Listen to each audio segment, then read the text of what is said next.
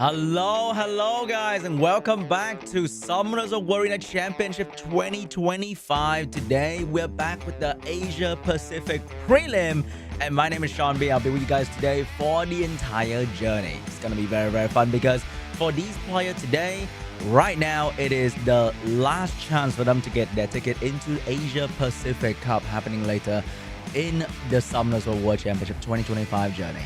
So I hope you guys are ready for the exciting matches because yesterday we saw some crazy comeback happening back and forth all the time. It was really fun. So the first player to join the Asia Pacific Cup was Collab to nobody's surprise. He was like really strong. So we are trying to find the second person from the APAC Group A to qualify into the Asia Pacific Cup together with Collab. So it's gonna be a very exciting, very intense battle today between the rest of the group. So yesterday we had 8 players. Today we only have 7 players, and some of them will start at the end of the lower bracket, and some of them at the start of the lower bracket. But let's take a look at the SWC 2025 overview once again. We got the America Prelim, Europe Prelim, APAC Prelim, which is happening right now, and the China qualifier, and also the Open qualifier for France. I think happened last night for me. So I hope you guys was able to watch that. It was very exciting as well. And here is the overview for all the dates of the qualifier as well as the main cup. So all the way from July 26th to November 1st, we're gonna have SWC almost every single weekend, and every single match is going to be double elimination. Every single prelim is going to be double elimination, and it's gonna be best of 5. And the prelim plan for Asia Pacific is gonna start with Group A, which is right now this weekend, and we're gonna have Group B, Group C, Group D all the way to the end of August 2025. So it's gonna be a lot of fun, a lot of SWC every single weekend. So I'm gonna be here with you guys for a long time. Prediction event is also up for SWC 2025 Prelim. Predict for your favorite players to win in the SWC 2025 Prelim, so you can earn amazing rewards and exclusive 2025 SWC emblem as well. And with this event, you are able to collect not only the greatest of the greatest reward, LD scroll, but also various other things. And together with the SWC 2025 emblem, you're going to get a new shop event with even more rewards. And look at that, more LD scroll, more all attribute legendary scroll, and Devilmon are waiting for you in the shop event. So all you have to do is to predict for your favorite player and watch the live stream to get the coupon code. This was the upper bracket information yesterday. So as you can see, at the very end, we have Collab being the champion of yesterday bracket. But that also means that every single other player, together with Who being the final boss, will be playing today in the lower bracket. So, for example, MAXNOOB is gonna start at the start of the lower bracket. Meanwhile, Who being the runner-up of yesterday bracket is going to be the final boss. As you can see, he's waiting at the final round. So we're gonna start off with MAXNOOB and FLYN. Monkey got into NICKCLAS and SHERBETA. MONKEYGXCLAS and Yonhong 187 is gonna be waiting in lower round 2. And then we're gonna be finding out who's gonna be fighting in lower round 3 to be joining Pooh in the lower final. Pooh will have the most advantage today, being able to see everybody's draft leading to the lower final to decide which one he's gonna pre-ban, what kind of strategy he wanna go with. But that doesn't mean he will win, because we have seen many times before, the people in the lower round 1 can still make it to the top and beat the final boss, that is Pooh as well. So starting off at the lowest spot doesn't mean that you are not gonna win the entire thing. We've seen that before. So we have also seen crazy comeback in yesterday matches, which mean today maybe we're gonna see that again, and that's gonna be very exciting. So we're gonna be going into the very first match very soon here. So I hope you guys are ready for another fun-filled day. SWC 2025 APAC Prelim. It's gonna be very cool. So going first, gonna be between MAXNOOB I think he is a new challenger in SWC, and we're gonna take a look at his profile once again here. New challenger MAXNOOB rocking the Win Twin Angel and the Win Bagyak. So maybe yesterday he wasn't really feeling it. He was new in the whole thing, right? So the nerve could really get to him, but maybe today he's ready. He got some advice from maybe veteran player, from friends, and that he's more ready for FLYN. And over there we got FLYN, who is sort of a new challenger as well. He was here in the APAC prelim last year, but he didn't really make it too far. So maybe this year he's gonna make it to the top, because FLYN got some crazy action yesterday with the Light Series, and I kind of want to see it again because that thing was really shaking the meta a little bit. But we didn't manage to see it. We didn't manage to see more of that. He also drafted Kumara.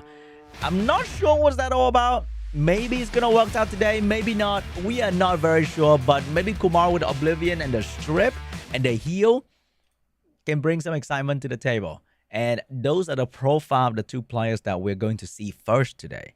Let's see who's gonna rise to the top. Let's see if they are ready to climb this mountain that is the lower bracket, because they are starting at the very bottom. And here we go, guys. The match is about to begin. I hope you guys are ready. If you voted for MAXNOOB and FLYN, this is right now the time to cheer for them, because they desperately need your support. Here we go, guys. MAXNOOB and FLYN, first round, first match of Group A, Day 2 APAC Prelim. Here is the pre-ban. What is it going to be? We saw crazy LD file yesterday, and the pre-ban is going to be the Laura and the Hey Gang.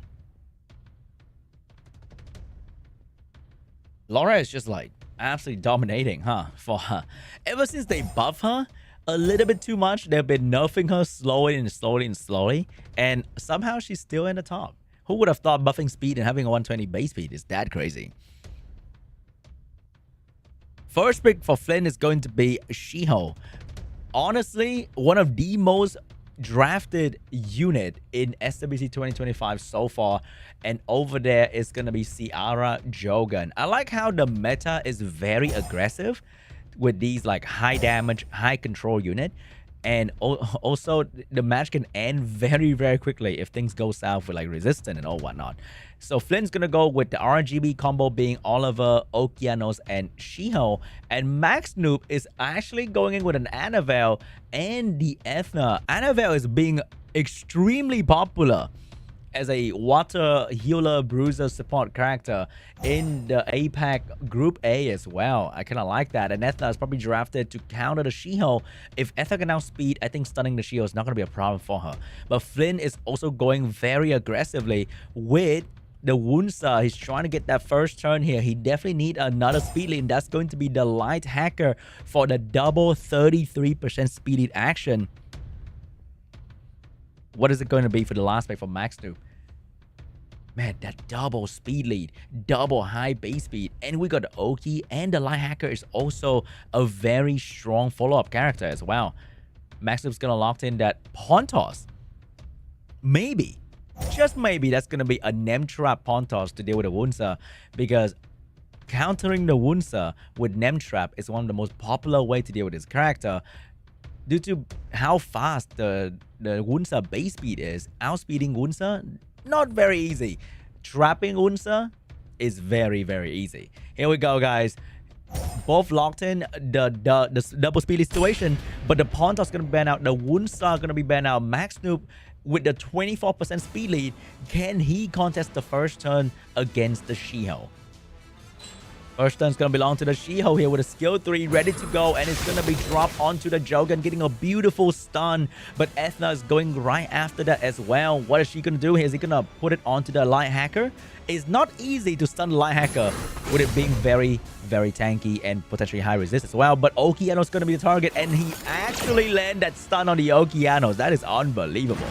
So Oliver took out the Jogan skill. Hacker's gonna put up the immunity. So both Ciara and Annabelle is under a very bad position here, because they can't exactly do anything to this full immunity team. And you know what is coming. We have AoE stun coming out.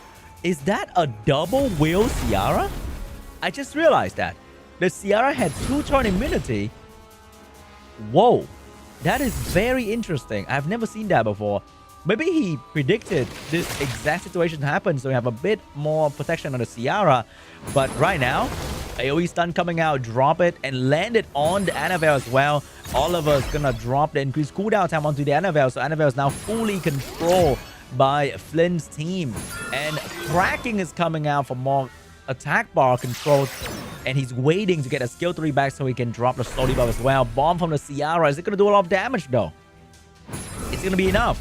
It will do very good damage on that Oliver, but could not finish off the Oliver here. Ciara is about to get another turn together with Ethna as well. Maybe she's gonna be able to do enough damage to bring down the Oliver. Ethna is gonna get resetted, but the skill 1 is still gonna do very good damage here. So I think Oliver is actually gonna go down to the dot from the Ciara. Oliver is gonna be the one going down first, but now the hacker is gonna drop the AoE slow debuff onto the entire enemy team together with the She-Hulk doing very good damage. Okeanos is about to have skill 3 as well, unless the Ciara and the Ethna has something to say about it. But immunity up, bomb is not gonna be very meaningful here, and Ethna with the slow debuff is not getting a turn quick enough to finish off the enemy target. AoE stun coming out from She-Hulk, AoE control coming out from Light Hacker. That is not looking good for MAXNOOB. Ciara getting stunned by the shield skill 1, and AoE stun coming out from Okeanos, and the first game will goes to FLYN.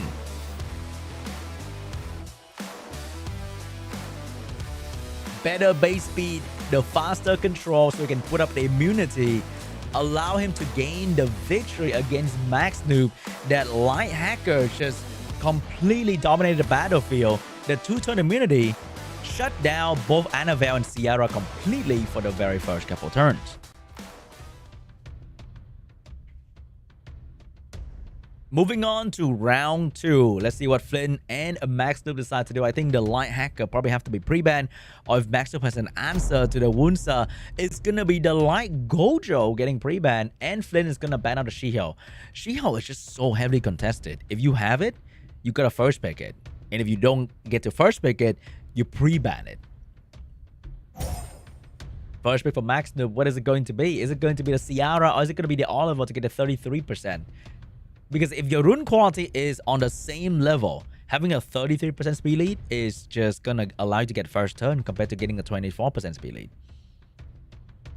But he's going to decide to go with the Jogan for the first pick. FLYN is going to drop in the Oki and the Oliver very early on as well. He is dedicated to the control playstyle here. Let's see if MAXNOOB has a different answer to getting outsped. Is he going to still go with the Ciara Ethna? Because I don't think he can actually outspeed FLYN here with the Wunsa in the arsenal. It's going to be the Ciara, guys, for MAXNOOB, but we are literally repeating the same draft, but this time FLYN doesn't have the She-Hulk. Maybe he has a different high base speed unit ready to go to counter this Ethna, or it's gonna switch to a Bruiser, or maybe immunity, healing, cleansing in the middle pick, and it's going to be the Tian Lang to counter the Ethna skill 2 together with Water Ryu to provide AoE strip for the Okeanos as well. We don't know if this Water Ryu is going to be on Swift or Despair or Vio, because he is a very flexible unit. You can build Water Ryu with pretty much any build, and he's going to be functional in a way or another. But over there, MAXNOOB is going in with the Dark Megumi and the Kitian Da Shang. But I think that might open up FLYN for, let's say, a Heigang. But Heigang doesn't synergize really well with the Tian Lang. He's going to go in with the Wind Twin Angel for the AoE speed buff as well as AoE slow debuff. With a double speed lead, FLYN might be banning out the enemy Ciara and trying to get the turn 1 with potentially speed Swift build on both Water Ryu as well as the Wind Twin Angel. On the other hand, MAXNOOB, who are you banning out? Are you banning out the follow-up unit? Are you banning out the potential Swift unit? He's going to ban out the Wind Twin Angel. Ciara's going to get banned out. FLYN, I'm not sure if he can get the first turn. I'm not sure if the Water Ryu is on Swift, but it could be. And if the Water Ryu outspeed MAXNOOB team, that's going to be big trouble for him. Here we go, guys. Round 2 between FLYN and MAXNOOB. This is a best of 5. So this is not the final game just yet, even if FLYN take the W. First turn belongs to the Ethna. Warrior is moving right after that. And everybody's moving right after that as well. The Tian Line, unfortunately, is not fast enough. He's going to go for the stun on the Oki, but this time, he is not as lucky as the first round. Stunning a fire unit is not exactly very easy.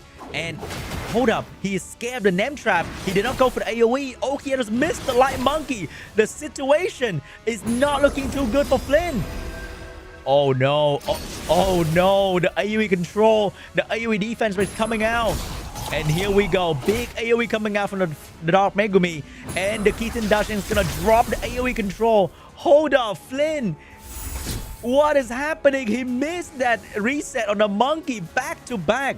They buff Oki on a skill 2 to be a very consistent strip into reset. Arguably 99% chance to land. But we just witnessed what we thought was impossible. Okeanos double resistance on the Light Monkey King. And you know what? We're back to square one between MAXNOOB and FLYN.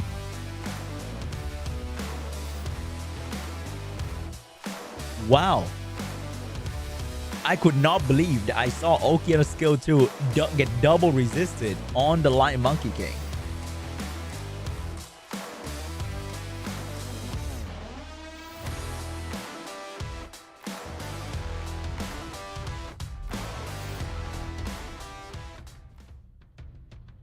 Now we're going to round 3, or I should say ground 0 between these two players. We're now reduced to a best of 3.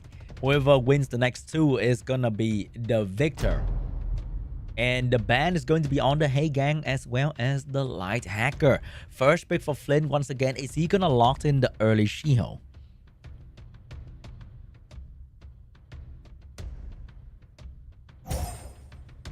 Is he going to switch to a different first pick here? Or is it going to be the early Shiho once again? Maybe he's going to steal a unit from MAXNOOB draft, like a Jogun. No, he's going to lock in the early Shiho once again. The draft worked out pretty well for him. But this time, MAXNOOB is going to steal the Oliver away from FLYN. And is he going to lock in the early Jogun? Or is he going to steal the Okeanos as well? Here we go, guys. First pick is going to be a lot of stealing action from MAXNOOB here. He take away the Oliver and the Okeanos away from FLYN, the draft that allow him to fully control MAXNOOB in the very first game. So what is FLYN going to do? He's going to go in with a Laura for the AoE strip. And he doesn't have the Light Hacker anymore. What is he going to go with for the speed lead here? Is he going to lock in a Ciara? He's going to lock in the Fire Yennefer from the earlier collaboration with the Witchers. I think I'm right on that. And over there, we got the Dark Megumi and... No, we got the Ethna and the Annabelle getting picked up here. I'm not sure about the Fire Yennefer because there's no passive to Oblivion. She can spread debuff, she can silence, but the chance of landing that is also not exactly incredible. But we got the Fire Megumi getting picked up, collaboration on collaboration. But what is going to be the last pick? It's going to be the Wunsa. It's going to be the Laura. He does have a lot of speed aggression, but I don't know if his control is going to be that good. Over there, MAXNOOB, what is going to be the last pick here? Are you going to draft a Chow, a strong Water Bruiser to counter that? It's going to be an Abelio to counter, but you know what? FLYN was looking for something to Oblivion, and maybe he found something. Oh, he's going to go aggressive right there. That could be a name trap that FLYN was a little bit afraid of earlier with the Dark Megumi. Here we go, guys. Third game between MAXNOOB and FLYN. This is the best of 5. I need to remind myself of that. So, third game. What kind of name trap are we seeing coming out from MAXNOOB here? Because that Wunsa is looking very, very scary. It's going to be a Laura ban. It is going to be the Dark Megumi ban. Laura is the only character with AoE slow debuff on the side of FLYN. So even if FLYN managed to go first and control with a bit of stun, but he kind of lacked damage and the actual CC that you need, like a slow debuff. Here comes the Wunsa taking the first turn, stealing immunity away from MAXNOOB. Shiho skill available, but which one is he going to go for? He's gonna go for the stun onto the Annabelle. And right now, the Fire Yennefer is gonna look for a target to spread the stun onto. Can she get it done? She's gonna go for the stun on the Oki and spread it to the Ethna as well. Beautiful stun first turn from FLYN, but he missed the last one on the Oliver. Unfortunately, Oliver doesn't really have a real target to control right there, and he's just gonna give Fire Megami more attack bar. And Shiho, the Shiho needs to land, and beautiful stun from Shiho, but he missed the most important unit. That's gonna be the Annabelle. Annabelle is gonna dodge the stun from the Fire Megami because she's being water, but she cannot dodge the stuns being spread by the Fire Yennefer. However, the control is over. Okeano's coming in with the AoE stun, Fire Megami with the Violent Proc, and now focusing back onto the Annabelle. He needs to get rid of this Annabelle, but he cannot do that just yet. AoE, no. Beautiful single target stun coming out from the Ethna onto the Shiho, and reset. What is going on with Okeanos today? Double resisted on the Yennefer. Crazy how that happened. Because I strongly believe these players will have the Okeanos at least 85% accuracy. And he's missing left, right, center. However, Annabelle is going to go down. Fire Megami with a Violent Proc shut down the Ethna. Was about to finish off the Monkey. But now the Monkey's looking pretty healthy once again. Yennefer looking for a target. Oblivion, but no stun. Shiho with a skill 3 gonna go straight into the Ethna. Could not stun the Ethna, but very good damage and beautiful sleep from the wound sub position to save the Monkey from being touched by the Ethna. Shiho looking for an AoE stun. He gets the AoE stun, and now the situation is not looking good for MAXNOOB at all because Shiho is gonna go into the Okeanos, and that's GG. FLYN will take game 3.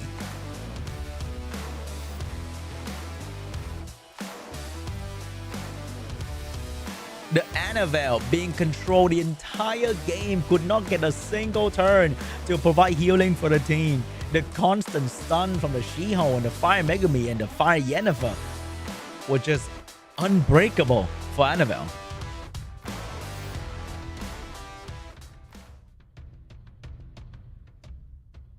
Game 4 between MAXNOOB and FLYN. If FLYN wins this round, he will proceed to the second round of the lower bracket, but MAXNOOB will have another shot if he managed to turn around in this particular round here, and we might be going to a game 5. We have a Laura and we have a Dark Megami pre-ban. But first pick for MAXNOOB, is he stealing any unit away from FLYN?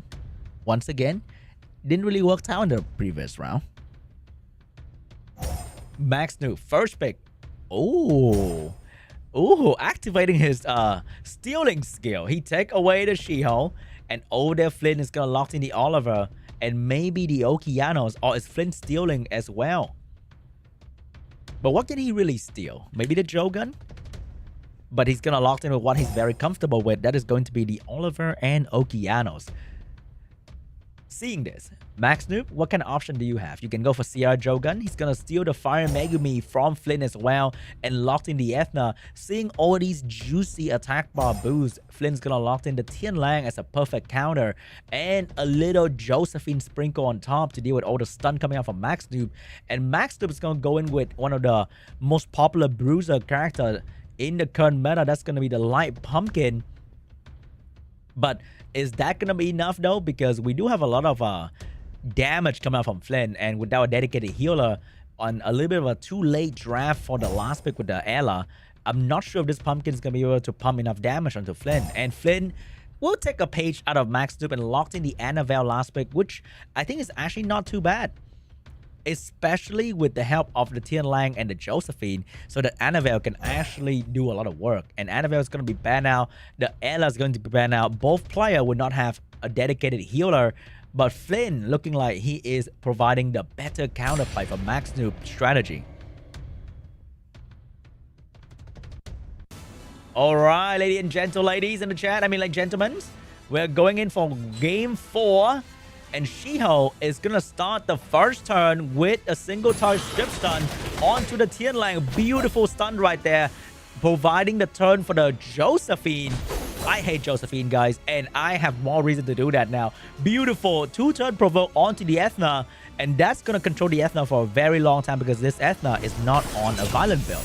Big stun onto the Oliver. No stun coming out from Josephine. Okeanos looking for a target here.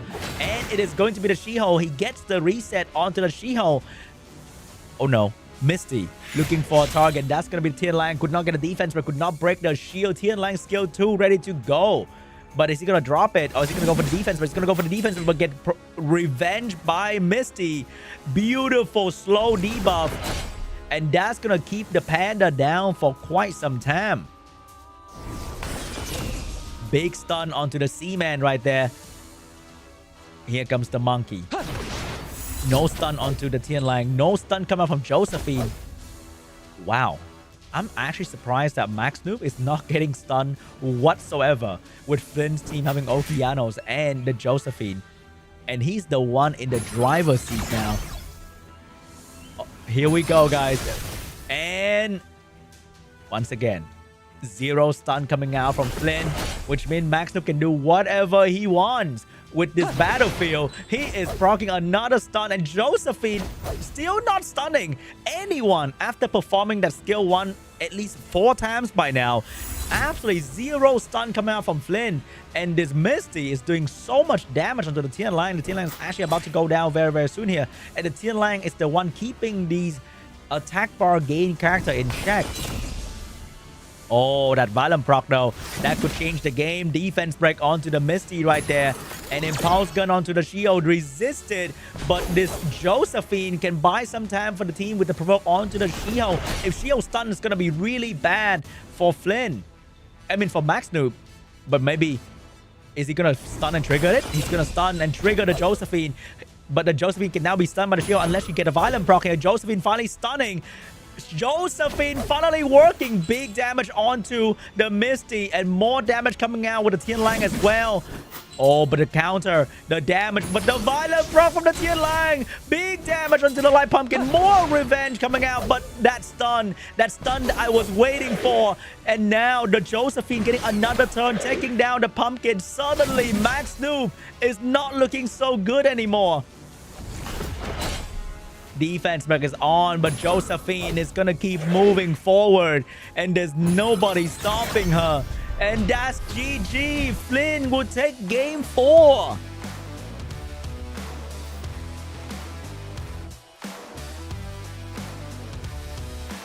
Josephine woke up and decided, you know what? You don't get to play the game anymore. Okay? And now you understand why I have a small, just small, okay? Very, very small dislike towards Josephine. The moment she decided that, hey, you know what? I don't think you should play the game anymore. I'm going to stun your entire team. You don't get to stun me. No, no, no. And I'm going to take 5 turns in a row, and you're going to cry about it. Yeah, okay? If there is a Josephine emote, it's going to be a very, very toxic emote, I got to say. Josephine is so scary, guys. Especially when you pair that with Tian Lang. Ooh, tough game. So FLYN is going to take the first round and move on to the second round of the lower bracket. And we say goodbye to MAXNOOB. This is his first time in SWC, and he didn't do so well. Let's be honest here. But there's always a future. That maybe next year, 2026, MAXNOOB's going to come back and dominate the battlefield. You never know about that. Who saw Kalen Bao coming, right? So we say goodbye to MAXNOOB, but FLYN is moving on to round 2, and I'm sure they have people voting for FLYN out there in the big wide world. There are people voting for FLYN, and he's gonna move on. However, we now put the focus onto NICKCLAS. Wait, hold up, guys. I don't think that win rate calculation is looking very correct, but that's not my problem. Okay, NICKCLAS is a very, very, how do I put it? He is a veteran. He's been here for many, many years. He's very familiar with SWC. But once again, doesn't matter how strong you are. This is Summoners, so there's always going to be a guy stronger than you, better than you in every aspect. And unfortunately, he didn't do so well in the in yesterday bracket. But today, it might be different. And we also have SHERBETA, and he's been here before as well. He's a very strong player on the RTA ladder. I see him in the top 100 all the time as well. And insane win rate for RTA Season 33, and they are both from the same country. They've been playing, and they've been in the community for a very, very long time. They know one another very, very well, which means they both know how fast each other are, what kind of LD5 they have, and what kind of wheel run situation as well. So that's going to be a bit of a mind game for both of these players who are friends in real life, which means, hey, if you think you know me, you don't know me anymore. SHERBETA, but potentially SHERBETA can also do the same thing. So let's see what kind of mind game they do with one another in the second round of the first round of APAC Prelim Group A Day 2.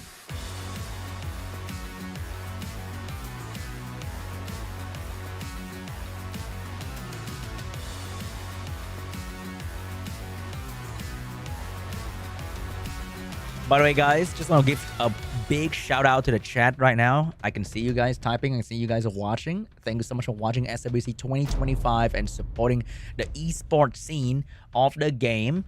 And hey, you are spending your precious time on the live stream, the tournament. I really appreciate that. However, the pre-ban, it is going to be the Zenisec and the Sonia. Somebody doesn't like getting one shot. And on the other side, NICKCLAS would love to stun and CC SHERBETA. All right, guys. First pick is going to be the Ciara. Also, in the same line with Shiho, Ciara is one of the most popular speed leader in the game right now. If we rewind SWC to last year, the first pick was always Chandra. But now, the first pick is always Ciara and Oliver. And we are seeing a meta very different from last year. But finally, we are seeing Irene on the SWC stage in APAC Prelim. And that is really crazy. Because Irene is one of the most annoying, dominating force in RTA for a while now. But we haven't been seeing her in the competitive stage. And hey, you know what? Today, we're going to be seeing that. On the other side, we have NICKCLAS with the AoE shift from Jogun and the AoE control from the Zibala. So, a lot of control, and over there, SHERBETA would like to snipe one by one. Oh my god, if you think I hate Josephine, I have a generational hate for Gio. And that is not a joke, okay? I really hate this character, and I'm pretty sure NICKCLAS will share the same feeling. So, Gio getting drafted, Chroma getting drafted, two characters that gain attack bar in between your turn and make sure that you will have a bad dinner tonight. And over there, NICKCLAS gonna pick up the Gianna, and I think that's gonna be the ban onto the Chroma, so Gianna can be working at full power, but both LD5 is gonna be gone out of the field. And NICKCLAS will need to control this Gio for a long, long time, or else it's going to feel some really bad karma on his entire team. Here we go, guys. First round, AoE strip coming out from NICKCLAS. But he's going to seal. He will seal the Gio away, which is really, really incredible. First turn for the Jogun, and we have a Zibala on a violent build to follow up after the Jogun as well with the AoE freeze and increased cooldown time on the entire enemy team.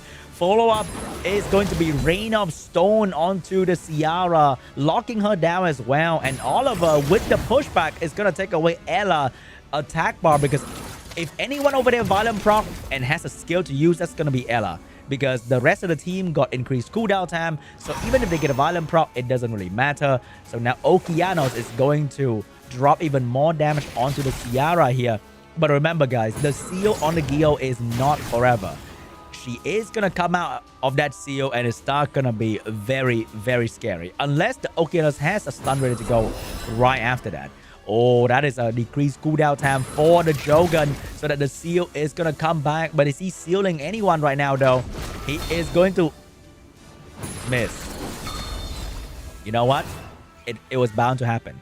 If Okeanos can miss 2 resets in a row, then the Gio can despair stun fire, and Jogun can also miss that Ella. So suddenly, the flow of the battle is not belonging to NICKCLAS entirely anymore. We're seeing a bit of back and forth here, but ultimately, NICKCLAS the one doing the most damage right now. However, the totem the healing, the cooldown reduction, the bomb is coming out. And here we go. Big damage onto the Okeanos. SHERBETA is finally fighting back. And the threat state, the harmful effect, reflect buff is going to be put onto the Ella. So Ella can get her skill fall back even quicker and provide more support for the team. Oh no, Gio is now completely shutting down more character. And that's going to be the Oliver. Together with the defense break onto the Jogun. Ciara's getting more turn as well. And Oliver is not going to be using his skill because the moment he does that, he's going to get one shot by the skill 1 of Ciara. Decreased cooldown time, AoE, heal, and more cooldown time. That is not looking good because now Irene is back online and one. You know what? That is totally fair, guys. That is totally fair. Because Jogan missed a seal, so Irene can miss the bag as well. So the game is not in the bag yet for SHERBETA, even though he got a very good rotation right there. Now, we have Jogun, but Gio is going to come between. Gio is going in with the Karma onto the Jogun. Can Jogun finally use any skill here? He's deciding, is it worth it? Is the risk worth it? He is going to go in with the AoE and give the attack bar to the entire team. But this Gio is going to do more damage on NICKCLAS team. Bomb from Ciara available. Drop it onto the Oliver. Finish off the Jogun. Get a beautiful violent proc. Detonate the bomb. Destroy the Oliver. And suddenly SHERBETA is in a much better position compared to NICKCLAS from before. And that is GG. The CC will not last.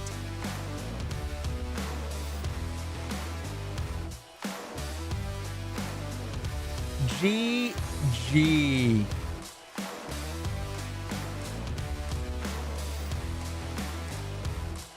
I think that's why every control team you gotta add like a slow debuff unit, because the moment you don't, they can get out of it the moment you get 1 or 2 resistance.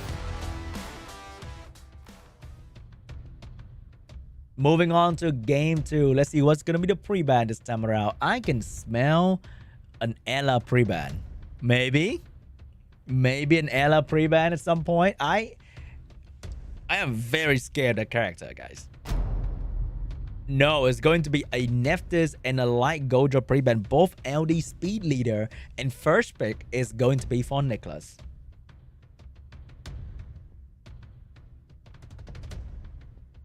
Is he going to steal any unit from SHERBETA, or is he going to go for the similar draft? He's going to steal the Ciara from SHERBETA.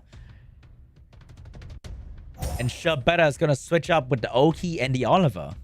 When the meta is very concrete, you will see a lot of these like draft switching. Because what is the best way to counter the enemy first pick is to take the enemy all first pick. What is NICKCLAS going to do here? I don't think he's going to suddenly drop an Irene and Ella, right? But he's probably going to go for... He's going to go for the Jogan and Zabala. But now we know that the Zabala is not on Swift. So maybe SHERBETA is going to go in with a Shiho and another speed lead to try and counter the Jogan Zabala combo. But maybe NICKCLAS is trying to fool us. Maybe that Zabala is on a Swift build. He has like 3 Zabala build for different occasion. SHERBETA is going to lock in their Chroma to counter the bomb and the freeze from the Zabala. And SHERBETA is going to go for the Light Horse to increase the chance of glancing hit and anti-crit on the entire team as well. That's a lot of turn 2 gaming coming out from SHERBETA. So how's NICKCLAS going to deal with this? What kind of raw damage does he have to deal with this anti-CC solution coming out from SHERBETA? And the solution is going to be with Sonya. But with this amount of anti-crit on the field, that is very scary to pick up a Sonya and trying to kill them. Oh my god, SHERBETA is going to go with the Yudong. And that character actually provide damage reduction for the team as well. So maybe he's going to be able to survive the Sonya in a way with the Yudong. But Sonya is going to be banned out, and the Horse is going to be banned out. NICKCLAS main damage going to be with the Ciara bomb. And if Okeanos can miss 2 resets in a row, things can get really dicey for a Ciara user. First turn belongs to the Jogun with the Vile Zabala once again. Man, that Yudong skin is looking very, very cool though.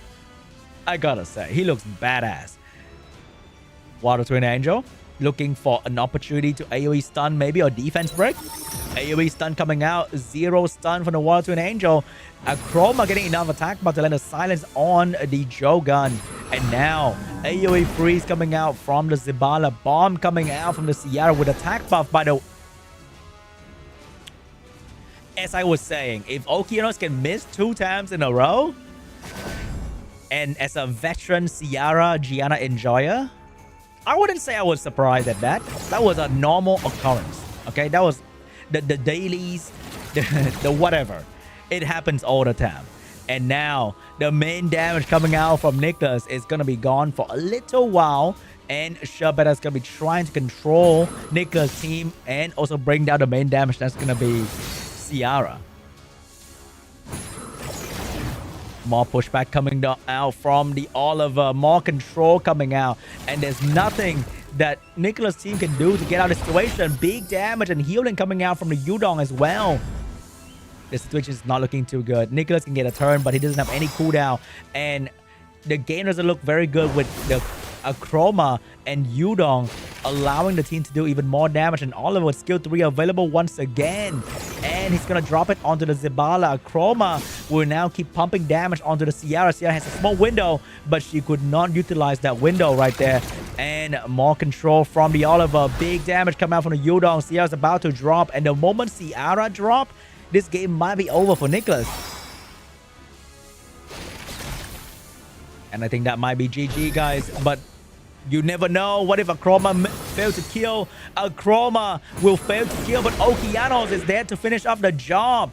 Sierra's gonna go down. More control raining down on NICKCLAS. And there's nothing he could do. The Chroma is uncontrollable by Zibala or the Wind or the Water Twin Angel. And SHERBETA will get game number 2.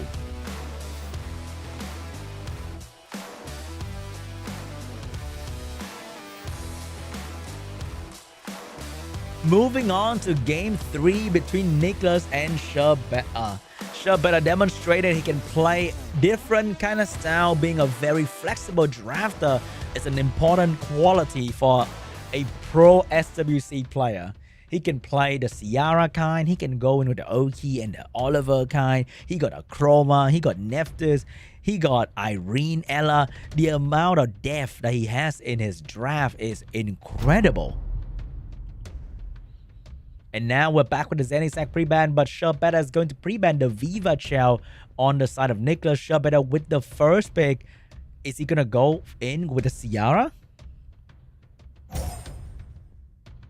It is going to be a Nephthys. He is switching up the draft once again. What is NICKCLAS going to do to counter this here? His Sierra Jogun wasn't really working out for the last 2 matches. So he's going to switch to the Oliver and Okeanos this time around. SHERBETA is going in and steal the Jogun away from NICKCLAS. But what is going to be the follow-up after the Jogun beside Nephthys? It is going to be the She-Hulk to potentially counter the enemy Okeanos or Water Twin Angel that's going to be drafted very, very soon. That is going to be the Ethna to counter the She-Hulk. But is he going to lock in a Zibala? Or is he going to lock in a Water Twin Angel to round off the Elemental draft here? He could be going for the LD5 as well. And the solution is going to be the Light Goja Provider Strip and also the potential AoE cleanse to deal with the Nephthys. But SHERBETA is going to go with the Han and the Dark Robo. Very aggressive last 2 pick from SHERBETA. What is NICKCLAS going to do? If he doesn't go with a speed lead, the Oliver is going to get banned and he's going to lose in the speed battle. If he go with a speed lead, the Ethna is going to get banned. And is he going to be able to survive the Jogun and the Robo Strip? He's in the rock and the hard place right now and he's not feeling so good. And that's going to be the Veronica getting last pick here. So SHERBETA with double speed lead, and I think that's going to be an easy ban of the Oliver. So what kind of damage NICKCLAS want to deal with here? I think that's going to be a Swift Dark Robo and a Swift Jogun. Ethna is going to ban out. SHERBETA is very confident in outspeeding. He did not need to ban out the Oliver. Here we go, guys. Let's see what's the first turn going to look like. The first turn belongs to the She-Hulk, but the next turn belongs to the Light Gojo. And I think Veronica is moving in front as well. He's gonna go in for the stun on the light. Gojo get the stun done. But the Veronica is gonna outspeed the Jogun and the Robo. Can she land both the strip? She will land every single increased cooldown time on the entire team, which means SHERBETA just lost the speed game, and now the Rain of Stone is gonna be raining down on SHERBETA. Big AoE stun with Oliver providing more control on the Nephthys. The game might be over, guys.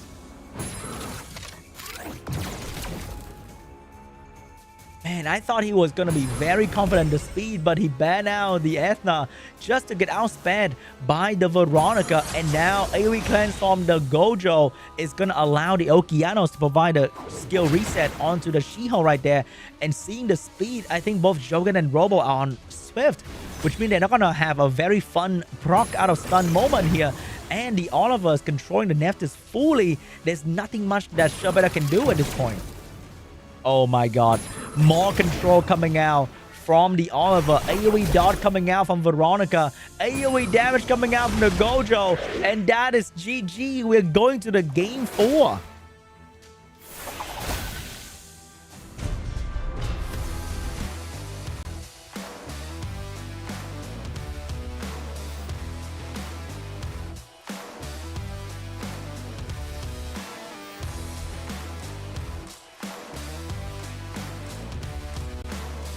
Man, I wonder why he banned out the Ethna though.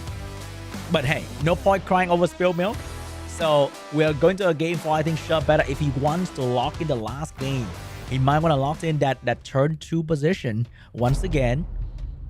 But NICKCLAS saw the future and he pre-banned the horse to sort of nerf the turn 2 position of SHERBETA a little bit. First pick for NICKCLAS. What is he going to steal from SHERBETA this time around? Is he going to take away? He's going to get the Ciara on his team. SHERBETA can potentially go for the Oliver Okeanos, but he's going to go with the Nephthys Jogun once again. Oh, might be going for Oliver just to get a 33 over the 24, making sure that he outspeed properly this time around. So SHERBETA has the Shiho opportunity to counter the Jogun, but he's going to lock in the Light Gojo first. We saw that Light Gojo being very, very fast, and the Shiho is getting locked in as well to counter the Jogun first turn. So is SHERBETA going to go in with a different speed lead and an Ethna to counter the Shiho? It's going to be the Zenny sack to counter the stun coming out from the Shiho. And also potential auto stun coming out from NICKCLAS, because there's still Okeanos being available for both players. So what is he going to do here? Is he going full turn 2? Huh. That is very interesting, guys. Now he's going to go full turn 2. It is going to be the Akroma getting picked up by SHERBETA. And Akroma is going to be very hard for NICKCLAS to control. And she's unbombable. So Ciara is going to be meaningless. And seeing the Okeanos, I think the ban has to be on the Akroma, which allows SHERBETA to pick a bit more freely. But that's Sonya being locked in, allowing a potential for one-shotting the Akroma and Oliver. So I think he's going to, maybe SHERBETA's going to go for a Josephine here and ban out the Sonya to deal with all the stun. Or maybe even the Fire Monkey King. But Fire Monkey King is not exactly very good against Ciara and Shiho. It is going to be a good old Josephine coming out from SHERBETA to enjoy all these amazing stun coming out from NICKCLAS.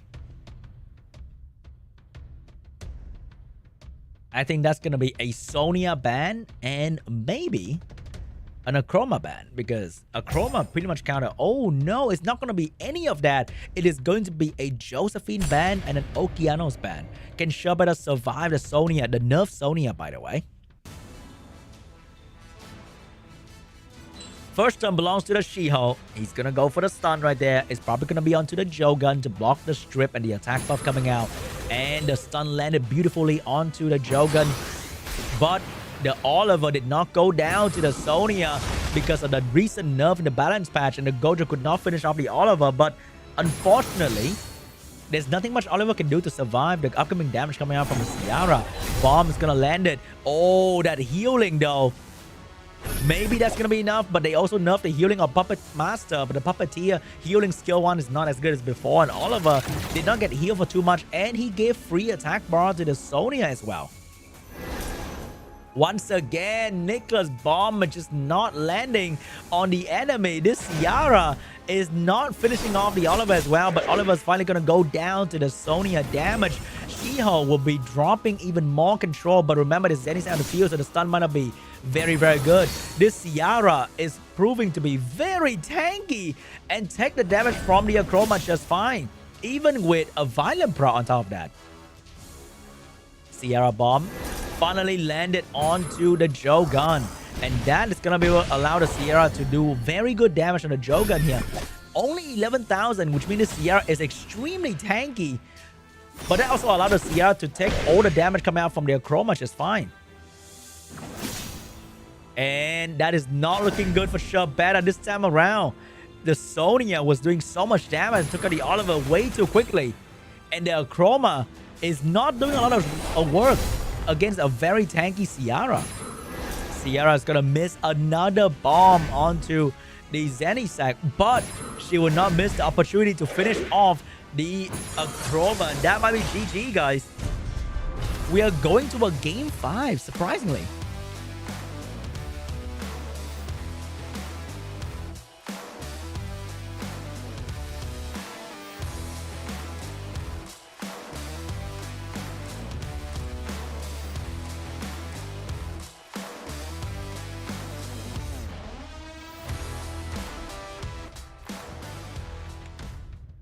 Here we go. Game 5 between SHERBETA and NICKCLAS. And the pre-ban is going to be Oliver and Zenny. What is going to be the first pick for SHERBETA here?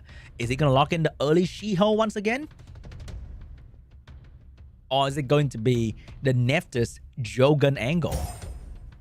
It is going to be the Jogun early pick for SHERBETA. NICKCLAS has the opportunity to go with Ciara and Shiho early on to counter this SHERBETA position. And that's going to be the Ciara Shiho for NICKCLAS. SHERBETA, no Oliver this time around, but he still have the Nephthys. And he's going to go for a Tianlang and... Whoa. That's going to be Tianlang and Eleanor. That is an angle that I've not seen before, but NICKCLAS is going to be ready for that with the Bover to counter the Eleanor, and maybe a different Bruiser character to counter Tianlang as well. What's it going to be? It's going to be Irene, a very annoying character, but who can burst through all that protection and put a unit in the back for a long duration, especially that also count as a soft Oblivion, because you... Actually, it might be better than Oblivion at some point because you cannot cleanse it away. And the unit can't be healed or protected in any shape or form the moment you're in the back. Doman getting picked up for SHERBETA. Laura getting picked up by SHERBETA. So the Jogun was more of like a little trap to force NICKCLAS to go for Ciara Shiho because SHERBETA wants to go for turn 2 the entire time. And who's better to punish the turn 2 than a Gianna last pick right there? Gianna, I think, is going to get banned now. I wonder what NICKCLAS is going to do to deal with the very annoying Laura Tianlang combination here. It is going to be the Eleanor ban. It's going to be the Gianna ban. So NICKCLAS really hates the immunity coming off of this character, even with the Bover on the field. Here we go, guys. Round 5. Whoever wins is going to move on to the next round of the lower bracket. Shiho is going first with the skill 3, looking for a stun right there. I wonder which one's gonna be. It is going to be the Jogun getting stunned now. Irene with the skill 3 available. Who is she going to put in the bag? Is it going to be? It is going to be the Laura in the bag together with the attack bar as well. Tianlang get a turn, did absolutely nothing. Doman get a turn, could not land the beautiful Curse of Death yet because of the immunity. And Ciara, bomb available, will not use it, will save it for later because of the Karma debuff. And and the Jogan is completely gone from the field. And now the threat is on the Monkey, which will force the Doman to not use skill 3. Monkey get double resisted on the stun, but defense break is free on the Tian Lang with the buff reflect. Bomb from Sierra is ready to go, and it's going to be on to the Laura. The bomb doesn't provide a lot of damage on this very tanky Sierra build, but the stun is going to help a lot. 10k damage, not too crazy, good enough to buy some time to bring down the Laura. Laura's about to go down very, very soon here with the dot damage, and the Curse of Death is going to be on to the Sierra, but I think that is a little bit too late unless the Tian Lang go absolutely crazy here, but he did not. More damage coming out from the She-Hulk and the Bover.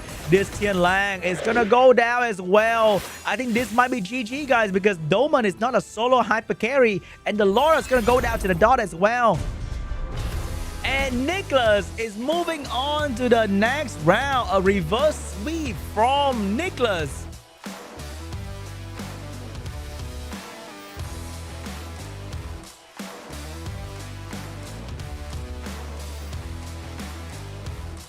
And that is GG, guys. Who would have thought that SHERBETA, who won 2 games in a row, got absolutely destroyed by NICKCLAS 3 games in a row?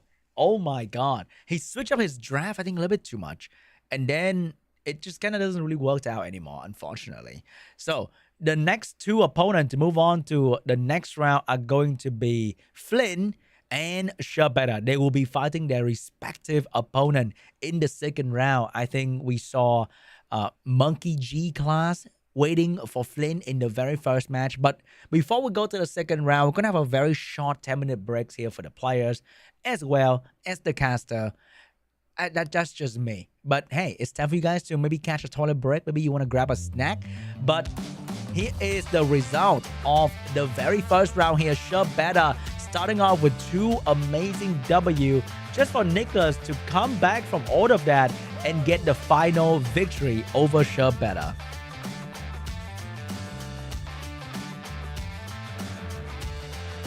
Incredible performance for NICKCLAS, man. Who would have thought? Because in this game, I think momentum also means a lot, because it gives you a much more relaxed position to play the game, to look at the match. But it didn't matter for NICKCLAS. Next round is going to be between FLYN and MONKEYGXCLAS. Over there, we got NICKCLAS and Yeon Hong in the match below. Whoever wins is going to be going to round 3. And this, once again, is the final shot for these players to get their ticket into the Asia Pacific Cup happening in, I think, if I'm not wrong, October or September. But that's the first round, guys. And hey, thank you so much for watching all until now. And we got so much more coming in today's show. But before that, we're going to go for a short 10 minutes break so that we can prepare for the next round for you guys. And I really appreciate your viewership, your time being put into the stream. Really appreciate that. But that is it for the first round of the lower bracket APAC Group A. Remember, guys, this is only the Asia Pacific prelim. There's going to be so many more prelim for SWC 2025 every single year. We got the APAC Group B, C, D. We got the China. We got the France. We got the European prelim. We got the America prelim. There's so many more SWC happening throughout this later half of the year. And hey, we're going to go for a break, and I'll see you guys back here in 10 minutes.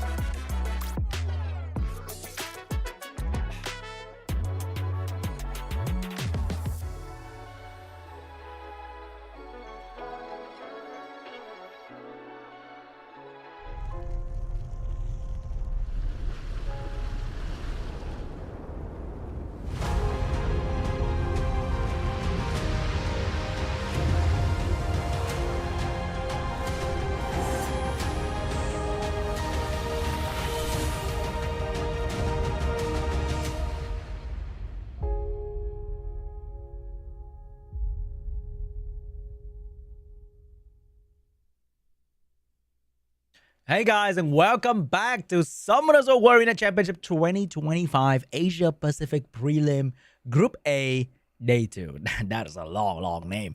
But we are now at the middle part of Group A Day 2 Prelim for Group A Day 2, which we saw two players proceeding to the second round of today's show. And those two players are going to be FLYN and also NICKCLAS. And they provide us with amazing matches, especially NICKCLAS with that crazy comeback.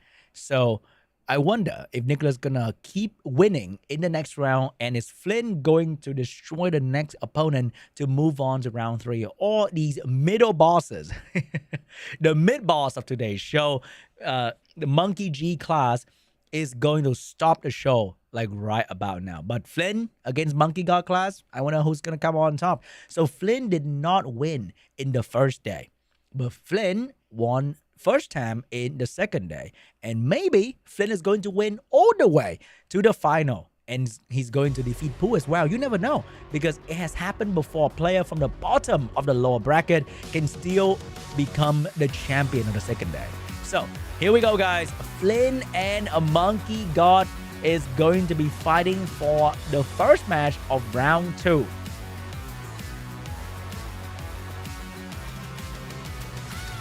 Man, I want to see the light series from FLYN once again. That'll be very cool. The pre-ban is going to be the Dark Megumi as well as the Oliver. So no more Oliver first pick for these two players. FLYN could still go for the She-Hulk first pick. It is going to be the good old Ciara first pick for FLYN. Let's see what MONKEYGXCLAS decides to go for in the first pick, because he was able to observe FLYN's draft in the first round. The later you are in today's show, for example, Pooh, who's sitting at the very end, can observe everybody's draft. Like, oh, so MONKEYGXCLAS got a Chandra thing going on, and maybe the Jogun as well. So let's see what is FLYN gonna do to counter this. I can see, ooh, no She-Hulk, but the Light Twin Angel and Okeanos getting picked up here. A lot of control coming out from FLYN. What is MONKEYGXCLAS gonna do? Is he gonna lock in maybe a She-Hulk and a speed lead in this situation? What kind of LD5 speed lead does he have? What kind of other control unit that he can use beside Okeanos being very popular in today's meta? Now that is a dirty way to pivot. It is going to be the Ella to counter the increased cooldown time. It's going to be a Ragdoll to get some free attack bar from the Okeanos. However, FLYN has the Tien Lang ready to go to counter the Ragdoll as well. And we have an Annabelle for generic healing and defense break. Very good last two pick from FLYN. What is MONKEYGXCLAS going to do to counter this? I think the Ella is going to be banned out, and MONKEYGXCLAS is going to be stuck with a Chandra, Jogun. Not a lot of control, I would say. So you gotta pick up something that can provide some sort of damage control as well. There's no defense break on the side of MONKEYGXCLAS yet. And the last pick is going to be a damage dealer in the form of debuff, and that's gonna be Shahat. So I think the ban is probably gonna be on Tien Lang, because both Shahat, or the Wind Bayak, and Ragdoll is nerfed heavily with Tien Lang on the field. So I think it's gonna be a Tien Lang, and it's going to be an Ella ban. But if Tien Lang getting banned out, I think Ragdoll ban is still going to be very good as well, because you can go first, potentially, and control the entire team with Okeanos and Ciara. It is going to be Okeanos and Ella ban. FLYN is going to keep his Tien Lang, and MONKEYGXCLAS will lose his healer and immunity unit. Here we go, guys. First round between MONKEYGXCLAS and FLYN. And we're going to start off with the Light Twin Angel dropping the strip into attack bar pushback and attack bar for the team. But Jogun with the Ragdoll attack bar boost is going to cut in between. And he has the seal and the strip available. He's going to go for the strip. He's going to strip the entire enemy team. But Tien Lang is going to be here to cut in between, providing AoE stun on the entire team of MONKEYGXCLAS. And a defense break follow-up as well onto the Wind Bayak. You know what? I'm not going to assume that the bomb is going to land anymore. Ciara has been very disappointing today. But you know what? Even without bomb, FLYN is still doing so much damage. on Monkey God with the Tian Lang and AoE defense break now coming out from the Annabelle. And Jogan is also going to miss the seal. And that is GG. FLYN will take game 1. The Tian Lang counter pick, the AoE defense break, the damage coming out from Tian Lang artifact, everything was just so much for Monkey God to handle.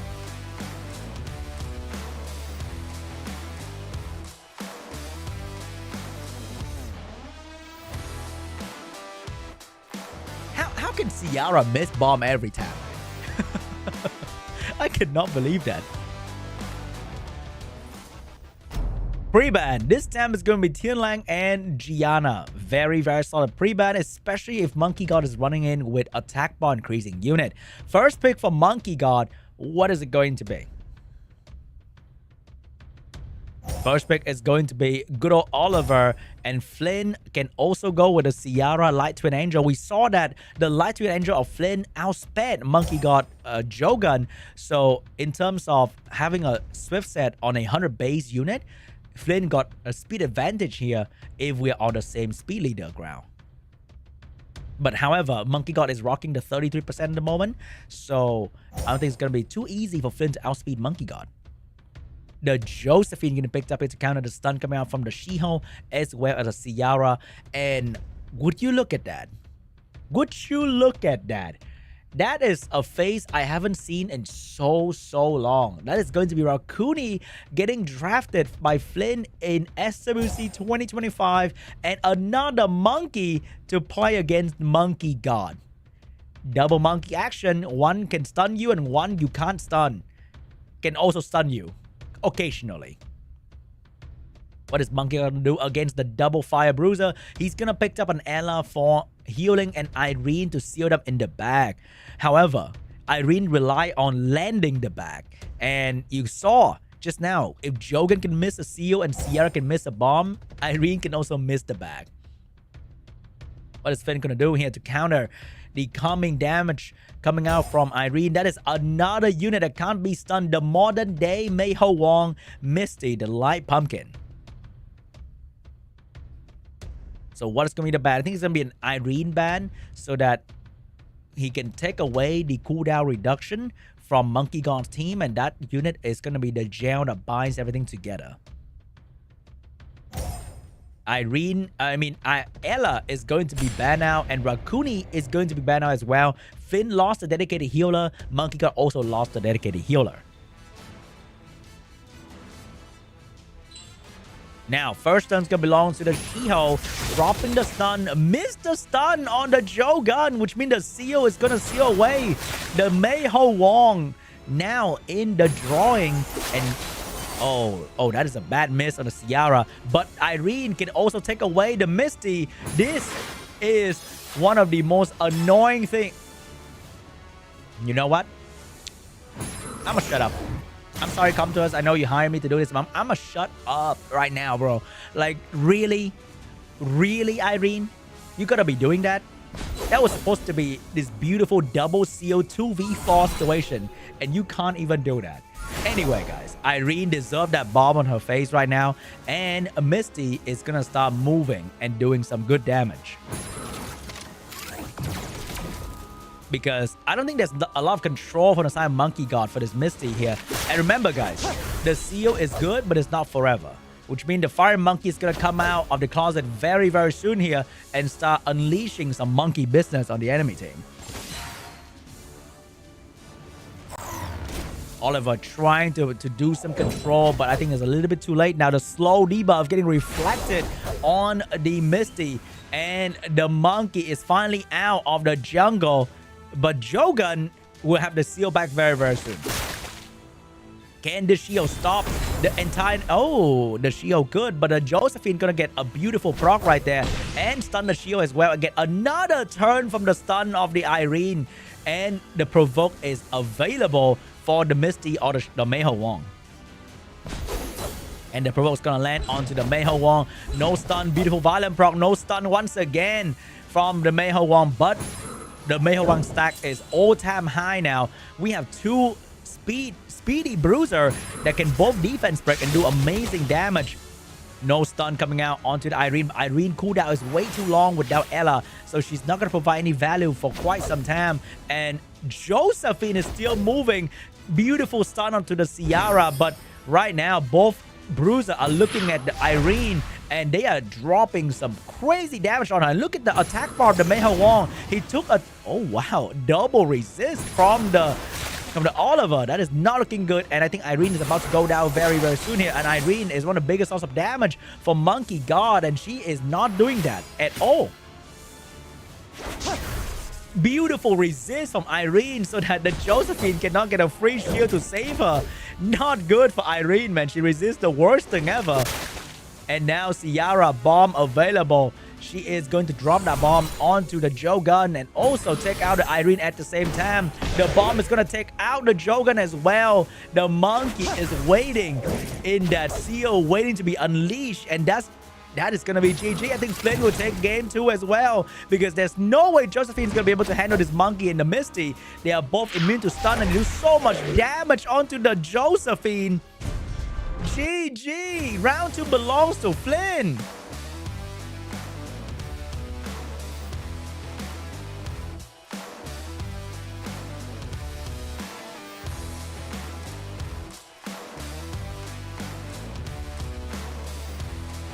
It's kind of crazy how SWC2025 we're seeing the appearance of almost every single Monkey King except for the Wind Monkey King. We're gonna get some guy to use a Wind Monkey King at some point, right? The monkey representation gonna go up. The She-Ho is doing really, really well, and also the Dark Monkey King is doing really, really well. But we haven't seen a single Xingzhe being drafted by anybody.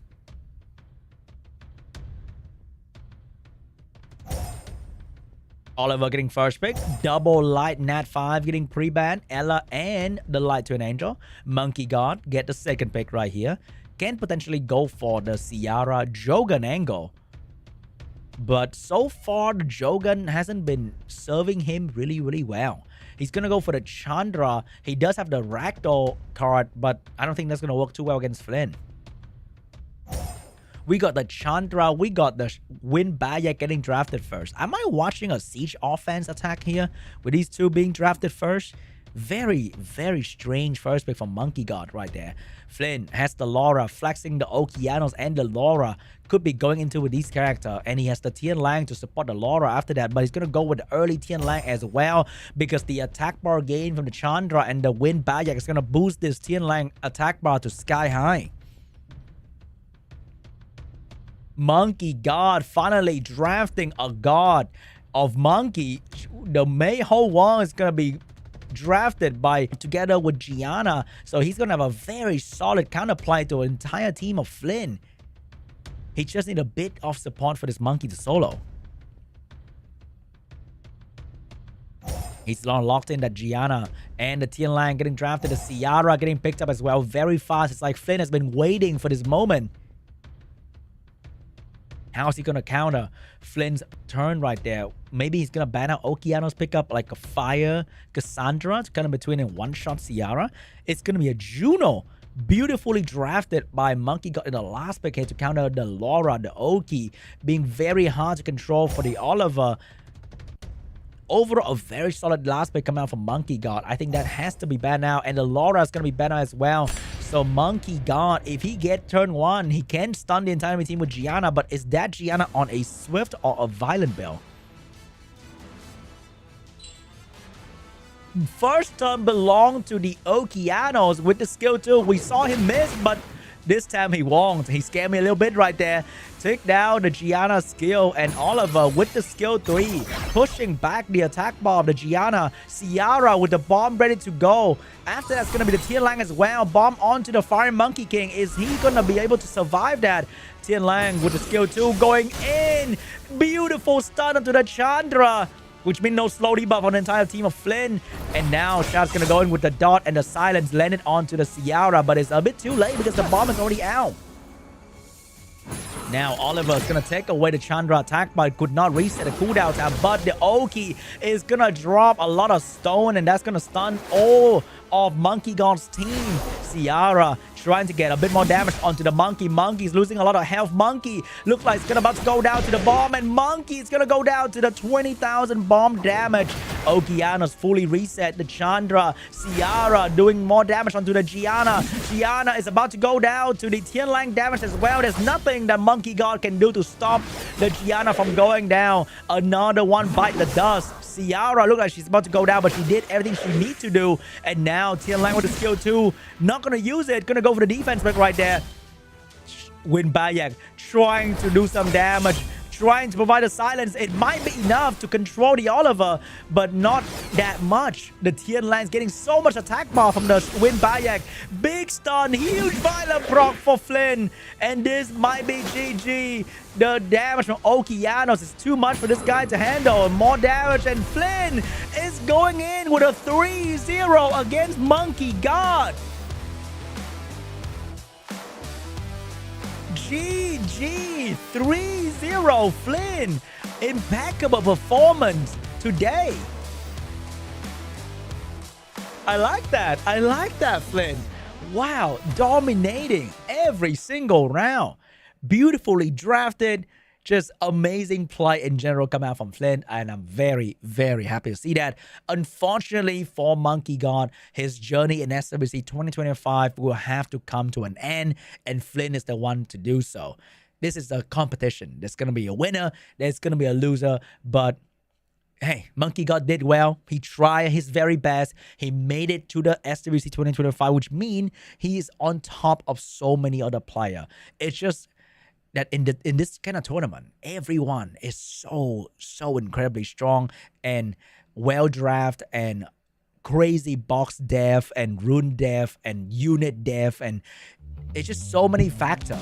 And FLYN show us that he can play very, very well today.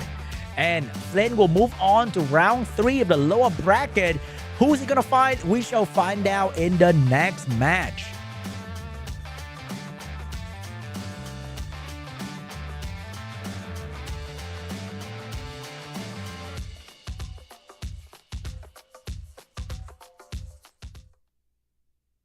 Now we're going for the the second half of round 2 of the lower bracket to find out who will be fighting the absolute monstrosity that is FLYN, who just 3-0 Monkey God. The next round will be between NICKCLAS and Yon Hong. Both are very, very strong player. Like they are so strong. You wouldn't even imagine stepping close to them. The aura, the absolute dominating aura that they exude is insane. Okay, between NICKCLAS and Yon Hong, it's two of the most veteran player we have in the entire tournament. They've been here many years. They might not be the champion, but they've been around. They're like the veteran, the OG of SWC in general, which means they are very experienced in this kind of draft format. And here we go, guys.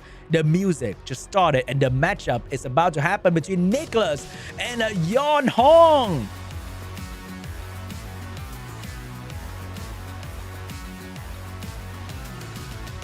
Holy glaze. You know what? You do have a point. Call me a donut, bro. What? Alright, anyway. NICKCLAS and Yon Hong. What is going to be the pre-ban between these two players here? It is going to be the Oliver and the Zabala. We saw NICKCLAS was drafting a Vio Zabala earlier. And Vio Zabala is something that you can only see in your worst nightmare. Yon Hong first pick. Was it going to be? Good old Ciara. Are we tired of Ciara yet, guys?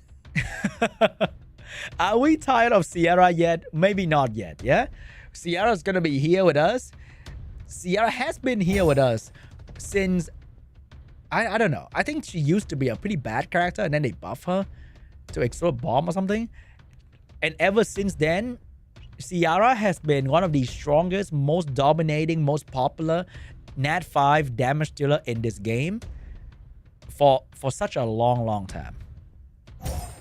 But over there, 0 CR first pick. We got the Jogun, we got the Okeanos, we got the AoE strip coming out of the Light Gojo, and Yeonhong's gonna go in with the Light Hacker as well as the Dark Monkey King. For the AoE stun combined with AoE slow, that's gonna be a lot of control for Yeonhong.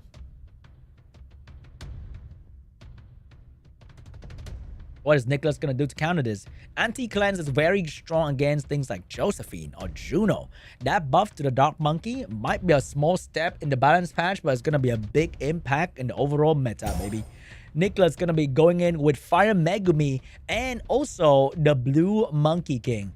We got the dark one over there, we got the blue one over here. That's just monkey all around. And it's not even the year of the monkey yet, but it's just the monkey everywhere. And Yeonhong's gonna pick up a Chao. With the rise of these Okeanos and Shiho and Fire Megumi, Chao is actually a legit option in the current meta. As long as you pre-ban the Oliver, maybe.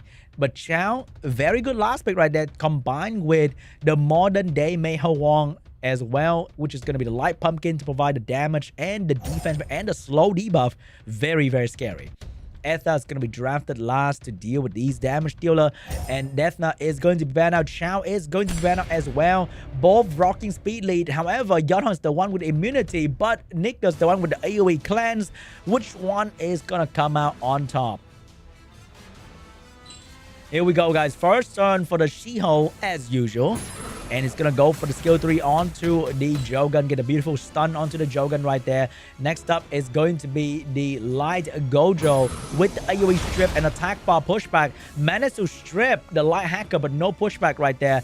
And now Okeanos looking to shut down this Light Hacker for a brief moment.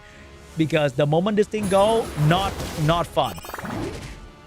And managed to get a stun, but remember guys, stun is not a real debuff in Summoner's War if you are unlucky. But the stun was real in this situation, and the hacker did not get a chance to provide any value for the team. Shiho, skill 2 available. Probably not going to use it though. Skill 1, beautiful stun onto the Light Hacker, and the Okeano is going to drop a great reset on the Dark Monkey King, taking away the AoE defense break as well as the stun. Gojo not saving the skill 3. You're gonna use it for a bit of AoE damage right there onto the enemy team, and it's looking like NICKCLAS doing very, very well, just doing soft damage every single turn to Yeonhong, but is unrecoverable because Yeonhong has no healer on his side except for a bit of self-healing in the form of Misty. Jogun finally get a chance to perform, and now it's gonna look for a target to seal away, and that's gonna be the Shiho, and provide the attack buff for the team. And right now is the window for the hacker and the Misty to start doing some work. Could not take the attack buff. Attack buff Misty, max stacks, here we go.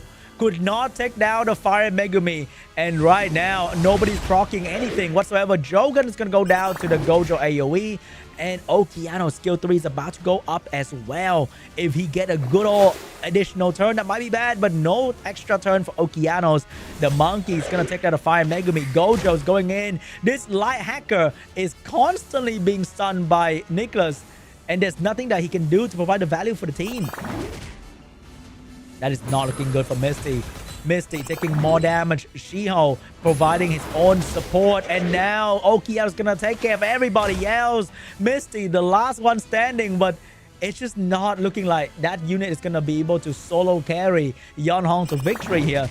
Decent damage, but just not decent enough. And this might be over, guys. More damage coming out on this little pumpkin, being absolutely punished by 3 5-star character. And he is trying his very best, but look at him. Look at his small little 4-star. He's trying so bad, but he can only go so far. The moment the shield get another skill 3 out, it's just over. He's just not healing enough. Skill 3 from Shiho, and that is GG. NICKCLAS is gonna take game 1. Are we seeing another underdog story coming from NICKCLAS?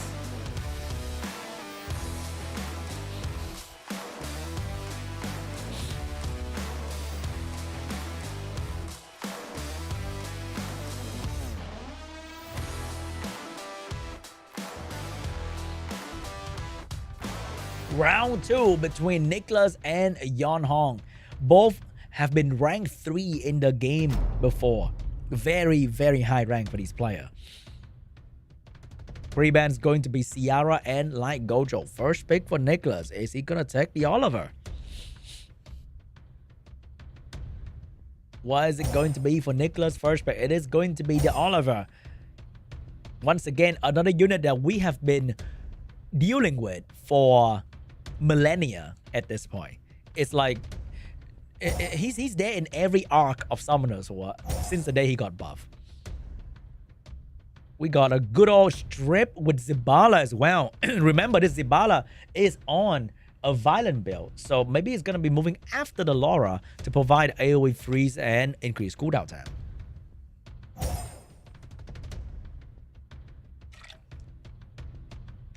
And over there, Yeonhong's going to go with a double Art Master together with the Light Hacker, but the Light Hacker did not get a single turn in the previous game. And NICKCLAS is going to go for something very old school as well. The time for the Art Master to rise is here. We got triple Art Master on the field for the total control. And the Water Twin Angel is going to be drafted last together with the Changpeng. Over there, we got the Gianna getting picked up there for the AoE strip stun. But can she go first, though? That's the biggest question. Hagang getting banned out. Water Twin getting banned out. NICKCLAS with the Laura, with a Changpeng and a Zibala. I'm not sure if Yeonhong can actually go first, but maybe Yeonhong with a crazy speed set on the Jogan is going to be able to do it. The first turn belonged to the Laura. The second turn belonged to a beautifully speed-tuned Zibala. And Laura will provide an AoE strip, landed on almost everybody, but that is the trap Gianna!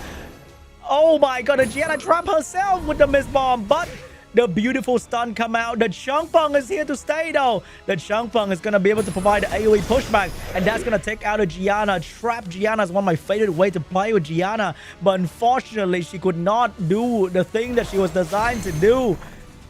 Jogan with the strip, with the CO, Monkey with the AoE stun. They got to buy time for the hacker to come back. Can they do it though? Remember, potentially Zibala's on a violent build that can AoE freeze and increase your cooldown time with a simple violent proc.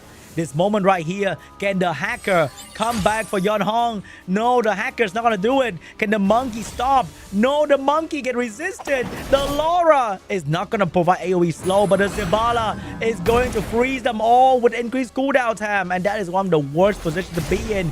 Big AoE coming out from the Changpeng. Huge sleeve coming out from the Laura. Laura is now switching target to Jogan. Zibala with a skill 2.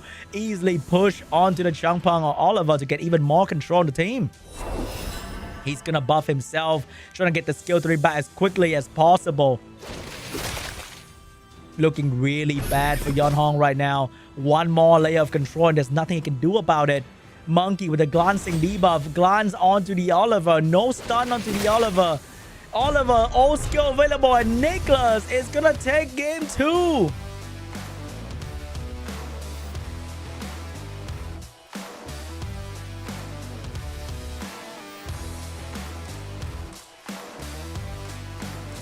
Trap Gianna did not work out for Yeonhong. She did not bomb, she did not land all the stun, unfortunately.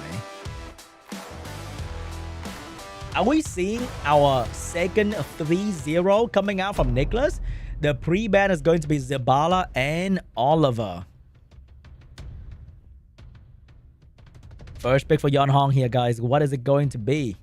Is it going to be the Jogan, the Shiho, the Ciara? It is going to be the Jogan for Yeonhong. NICKCLAS is going in with the Light Gojo, but what is going to be the follow-up? Is it going to be Okeanos? It's going to be the Light Gojo Laura. A very, very strong combo here. A lot of damage output and control and protection. Over there, we have the Light Hacker getting picked up by Yeonhong, as well as the Dark Monkey King for the AoE defense break. So what is NICKCLAS going to do to deal with this? Is he going to pick up a Hagang here to deal with the Jogan? It's going to be a Gianna from NICKCLAS. I'm not sure if that's going to be a trap Gianna, though. You never know with these players. they can go out of their way to build certain special counter for the enemy. And Yeonhong's gonna pick up the Haegang to counter both Gianna and the Laura, and also a Yeonhong last pick to try to outspeed NICKCLAS and get the first turn.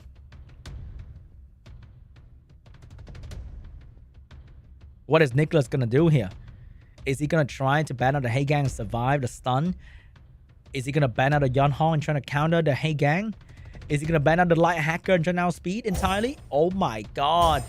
Of all things, we have the light suitcase girl to Jessica, I think is her name, to counter the debuff and get immediately banned out. Haegang getting banned out as well.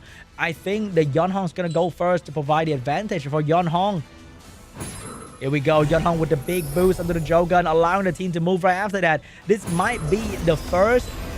Oh, that's not looking good, but the Yeonhong has the skill too to strip the Laura. Looking really good, beautifully drafted for Yeonhong. And there's nothing that NICKCLAS can do. There is nothing that NICKCLAS can do. No proc this time around. Absolute control by Yeonhong. AoE slow, AoE defense, but AoE stun. And that is GG.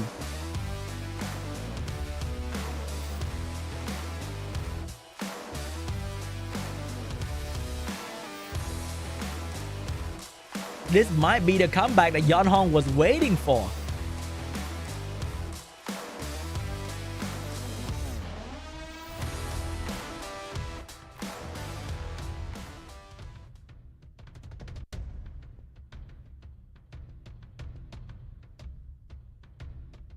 Are we going to see a Yeonhong pre-ban or a Dark Monkey pre-ban at this point?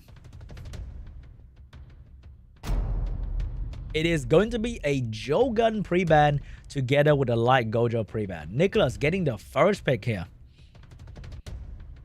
Is he going to steal a unit from Yeonhong? Like, I don't know. If he has a Light Hacker. It is going to be the Oliver first pick for NICKCLAS. Yeonhong over there stealing the Shiho and the Okeanos for the follow-up away from the Oliver. So what is Oliver going to do here? It is going to be the Laura and the Zibala. Remember, this Laura was extremely fast and the Zibala on a slower build compared to the Laura, but also extremely fast as well. He's gonna lock in the Gianna Zibala instead, but you know that Haegang is still gonna be on the field. So I think Yeonhong can easily go for like a light hacker Haegang here for the speed lead and a counterplay. What is Yeonhong gonna do? Is he gonna lock in something different?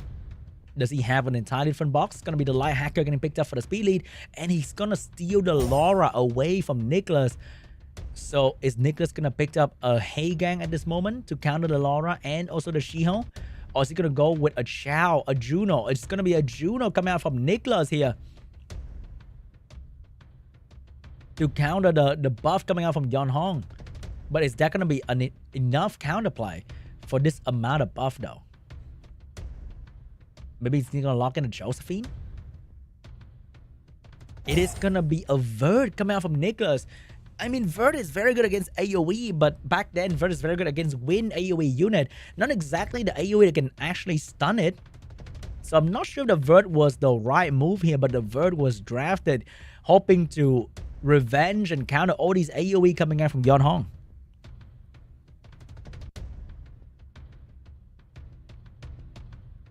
What is it going to be the last pick from Yeonhong here?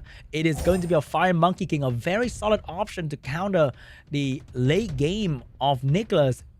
The lack of damage really showing, and Fire Monkey is going to be able to capitalize on that. And Fire Monkey is going to be banned out, and the Gianna is going to be banned out as well. Let's see if the Juno and the Vert is going to be enough to deal with all these AoE stun coming out from Yeonhong. First turn belongs to the Zibala, but remember, second turn belongs to the Shiho. He's gonna boost himself, trying to get that turn in between the enemy. No stun onto the Oliver. Laura, all skill available. But if you use skill 3, that's bad. Now, beautiful stun onto the Vert. The Juno, unfortunately, is gonna move in front of the Light Hacker right there, so there's nothing that she can do. Just waiting for a chance to AoE strip everybody, and now the Vert is still not moving. No chance for the Vert to actually get a turn to do any meaningful attack bar gain for the team. A lot of debuff on the team. That means a lot of healing for the Juno. But the Light Hacker will decide not to skill 3 so that you will not allow the Juno to get more damage than she already does. And now more stun onto the Verd. There's nothing that Verd could really do. And now Juno's going to use the skill a little bit too early. And now speed buff is coming out of the Laura. And there's nothing that Juno can do to counter that anymore. Oh my god, beautifully sleep. Another AoE coming out from Yeonhong. Verd is completely dead the entire game. Juno, last one standing. She's definitely going to survive for a long time, but I'm not sure if she's going to be able to solo carry because the damage coming out from the Shiho and the Okeanos is not small at all.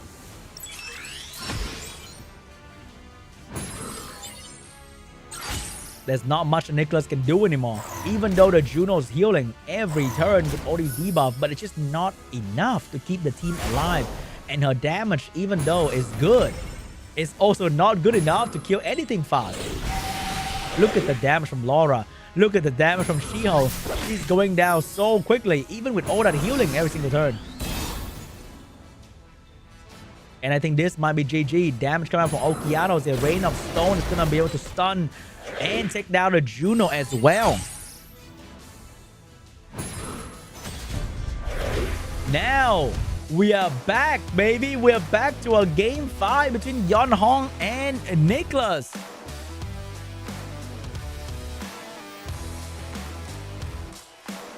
NICKCLAS was the one to come back in the previous set. And now he's the one letting the enemy come back. What is going on?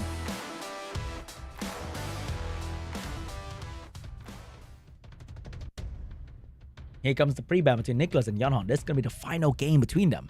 The game 5 to decide who's going to move on to fight FLYN in the next round.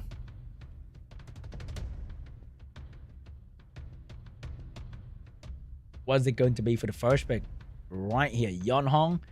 What is going to be the first locked in? Is it going to be a speed lead? It is going to be a speed leader for Yeonhong. It's going to be the Oliver for the speed lead. NICKCLAS will now have to pick a speed lead like the light Gojo maybe, and potentially going for the Shiho early on as well. No, it's going to be like Gojo and the Laura getting picked up for NICKCLAS, providing a lot of strip, control, damage, and cleansing for NICKCLAS. But remember, this exact draft got outsped by the Yeonhong and completely shut down in less than 5 seconds.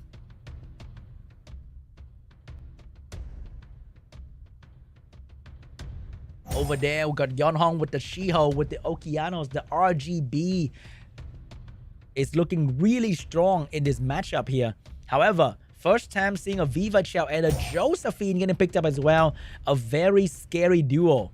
Going turn 2, a lot of snipe combination with Viva Chow and Josephine. And remember, Josephine can also trigger, Viva Chow can also trigger Josephine passive to get a free turn whenever she sleeps herself.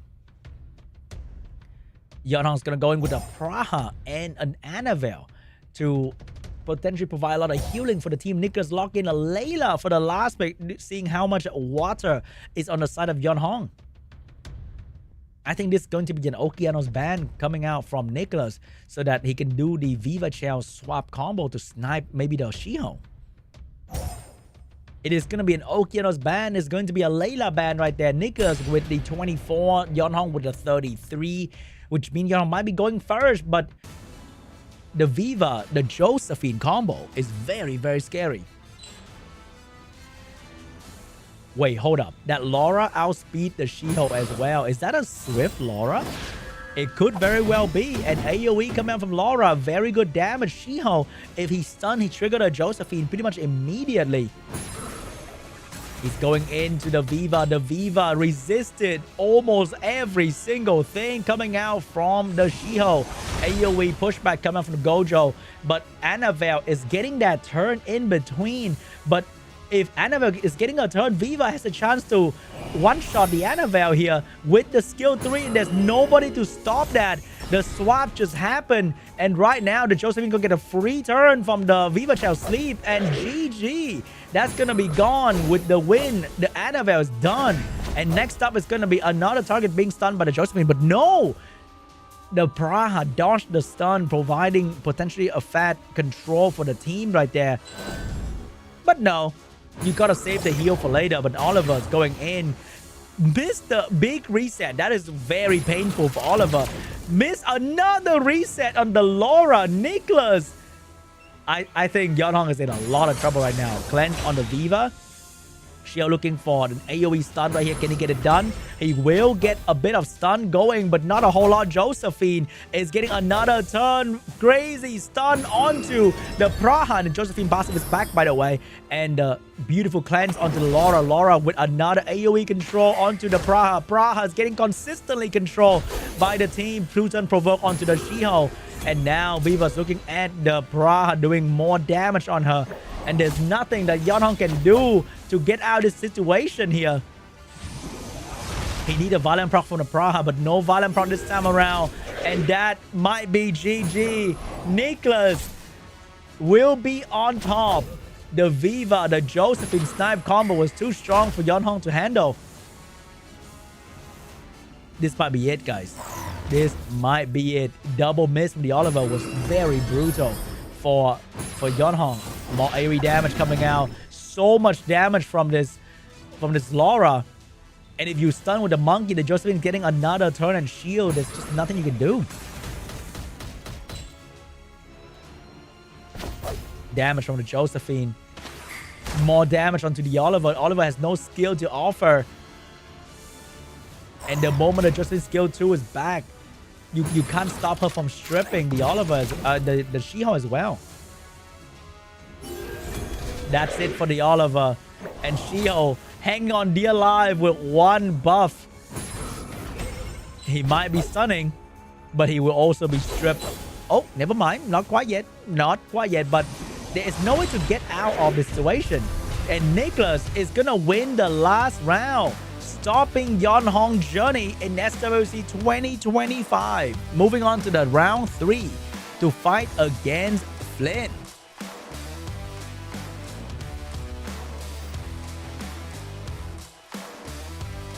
And that was the second round of APAC Prelim Day 2, guys. Very intense, best of 5. Best of 5, by the way. Matches coming out from both NICKCLAS and Yeonhong 187. However, we say goodbye to Yeonhong. Unfortunately, his journey in SWC will have to stop right here, and the victor will be NICKCLAS. However, it is not done. NICKCLAS and Pooh will have to fight one another to find out who is going to fight Pooh at the very, very end. The final boss of today's show. Pooh waiting, observing everybody's draft to find out who he needs to ban, who he needs to pre-ban, and all that good stuff. But guys, you know what time it is. You know exactly what time it is. It is time to tell you guys the result of the match between NICKCLAS and Yeonhong 187. Unfortunately, Yeonhong could not perform a miracle comeback from the previous round.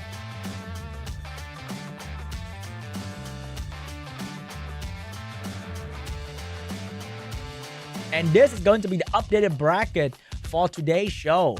Round 3 will be between FLYN and NICKCLAS. And the final round will be between whoever wins round 3 against Pooh.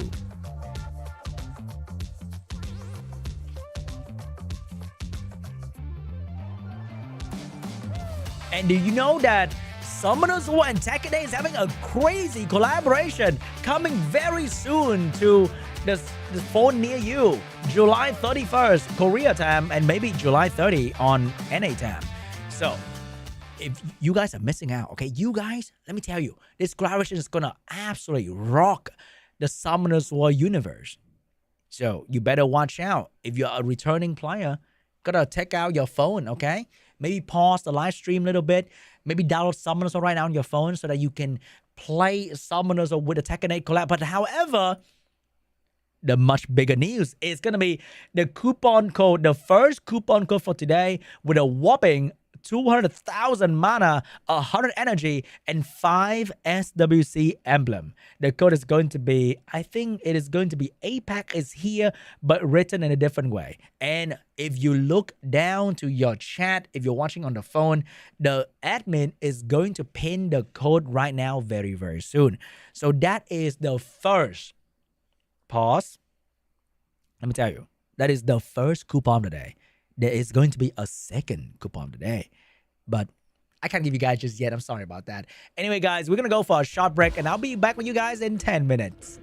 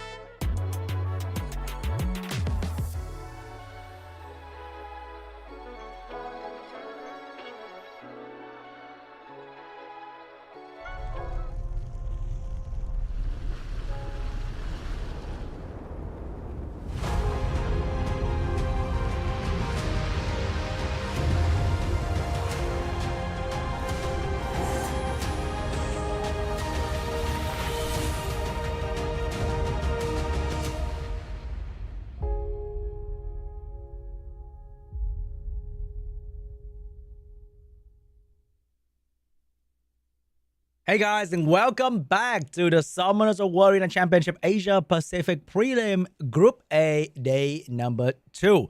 And we are very close to the end. We only have 3 players left in Group A. 3 left, so not a whole lot more matches. And we're going to be finding out who is going to be playing in the Asia Pacific Cup for Group A together with Collab. Collab was the first person to qualify in Group A in the first day, and all the players who lost in the first day have been fighting their very best to try and get the second slot in day number 2. And we are down to the last 3 players. We are down to FLYN, NICKCLAS, and Pooh. Right now, we are going to watch the match between FLYN and NICKCLAS, who'll be fighting to see who is going to fight Pooh at the end. So, remember guys, don't forget to predict in every single round of the prelim to get yourself amazing rewards, as well as the special, the amazing, the beautiful SWC2025 emblem. And you know what you're going to do with that emblem? We're going to have an SWC 2025 shop event. And you can join the shop event by watching every single live stream and joining the prediction event to get the emblem so you can exchange for amazing, beautiful, incredible rewards, which are going to be LD Scroll, Old Attribute Scroll, Legendary Scroll, and the Devilmon.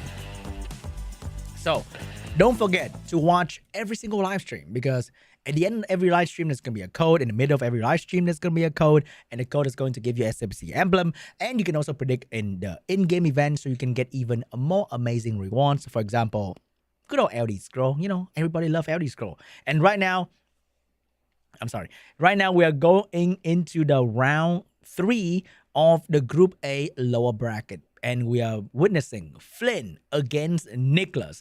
FLYN has been showing dominating performance today. Only lost 1 game so far against MAXNOOB. NICKCLAS, however, has been going to Game 5 against SHERBETA, against Yeonhong. So it's been a very rough journey for NICKCLAS, but you never know. The most beautiful story are always about the underdog story. So maybe either FLYN or NICKCLAS, who both started from the bottom of the lower bracket, and they are now trying to fight their way to the top. That is absolutely beautiful to see. Imagine if FLYN qualified for the APAC Cup being the bottom player of the lower bracket. That is like, wow. Almost shed a tear right there. But anyway, guys, let's go to the round 3 of the APAC Group A Day 2 between FLYN and NICKCLAS.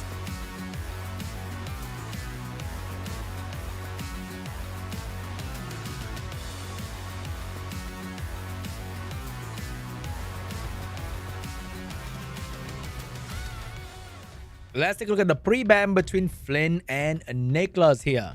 What is it going to be? Both have very strong, unique LD5, and their playstyle is very scary. Fast, big damage, bruisers, control. They can play anything. There's no more single playstyle player anymore, I feel. Everyone can afford to play anything. The strategy, the depth, the rune box, the unit everybody has in SWC 2025 is so unpredictable. But you know what else we can predict? We can predict that Oliver and Ciara is probably going to show up in the first couple draft. And Oliver getting first pick by FLYN. Over there, NICKCLAS is going for the Gojo as well as the Laura. Completely unorthodox. Not Ciara Jogun, but Gojo and Laura. Here we go. We got the Okeanos. We got a She-Hulk getting drafted by FLYN as well. What is NICKCLAS going to do against the situation? Is he still going to try to go first? Is he going to lock in another speed lead? Like a Ciara Gianna angle? But there's no more Gianna on the field anymore. So maybe a Ciara and Zibala getting picked up by NICKCLAS here to secure the turn 1. It is going to be Ciara, Zibala, FLYN. Looking like he got a locked in another speed lead here. Or is he going for a trap build to deal with the Laura and the Gojo? What is he going to go for? We've been seeing some trap build. We have been seeing Gianna, Pontos, Dark Megumi, Light Chicken, trap build everywhere. But FLYN is going in with a Water Ryu and a Layla. A very, very traditional CC draft. NICKCLAS seeing no crazy base speed. He's gonna lock in a Sonya to try to one-shot the Layla or the Oliver, and she's gonna get banned immediately, and the Oliver's gonna get banned as well. NICKCLAS and FLYN, game 1, both locking in 24% speed lead. And the first one to take the turn is going to be the Laura. However, that's going to trigger the Water Ryu turn, and that's going to allow him to push back the Zibala. And the Shiho is going to move right after that. Okeano's immunity is still intact, and Layla is getting a turn with a stun debuff, boosting her attack bar. Big silence onto the Light Gojo. And now Okeano's finally getting a turn. Is he going to be able to control the Ciara? He will be able to kick down the Ciara skill. The situation is looking very bad for NICKCLAS. His entire team is suffering from slow debuff, and the AoE stun from Shiho and Okeanos are both coming. The Layla's getting a lot more turn as well. Big stun coming out from the Shiho. Layla going straight into the Laura, getting a despair stun of all things onto the Laura. Sierra has bomb, but she doesn't have the detonation to finish the job. And Okeano's skill 3 is ready to go as well. Is he going to be able to take down the Zibala? Here we go. Beautiful stun and amazing damage coming out from the Okeanos, taking down the Zibala as well as controlling the rest of the enemy team. Not only that, Okeano's getting a full turn with the attack bar gain for the skill 3, getting another additional turn to go with the skill 2 and take down the Ciara skill altogether. Ciara's gonna go down as well. The Zibala, oh wait, no, the Layla is still in the field, surviving the bomb damage, and this is going to be GG. FLYN will take game 1.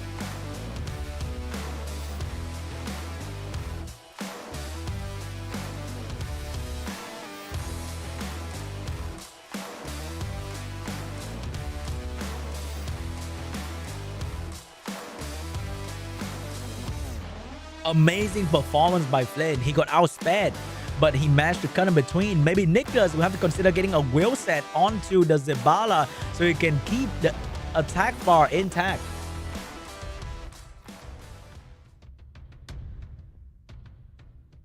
Round 2 between FLYN and NICKCLAS. What is going to be the pre-ban here? Is it going to be the Gojo and potentially the Shiho pre-ban? It is going to be the Shiho pre-ban, but the pre-ban for FLYN is going to be the Zibala. That follow-up being super fast as well as controlling the entire team, providing healing and cooldown reset is too much for FLYN to handle. First pick for NICKCLAS, what is it going to be?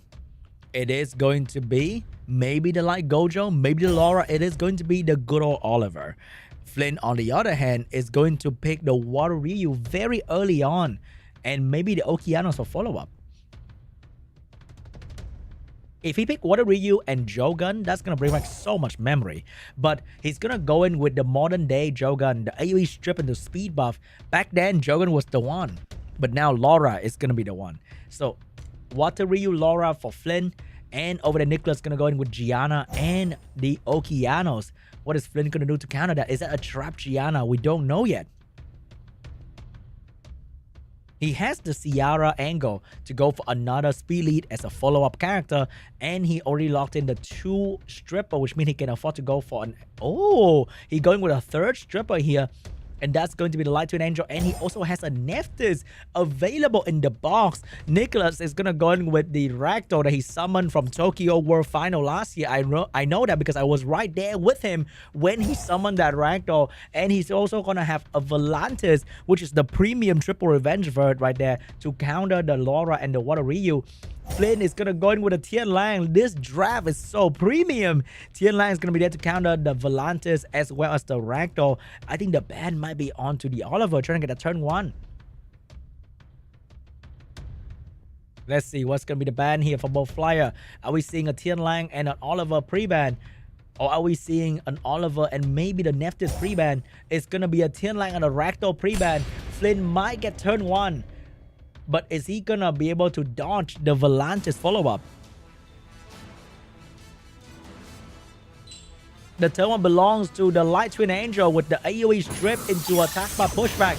And that is going to be enough to push back the Volantis so hard that he cannot get a turn with the AoE. But the Laura did not achieve a single stun to stop the enemy from moving. She will still go for the skill 3 despite the Volantis potentially cutting in between. But she's going to go for it. Volantis did not land anything. And now such crazy setup from the Nefters, and look at the Water Ryu with everyone being defense broken, and here we go. That is crazy. Cleave coming out from the Water Ryu, and this is GG. FLYN will take game 2. Wow. That Light Twin Angel with the pushback completely shut down the Volantis potential.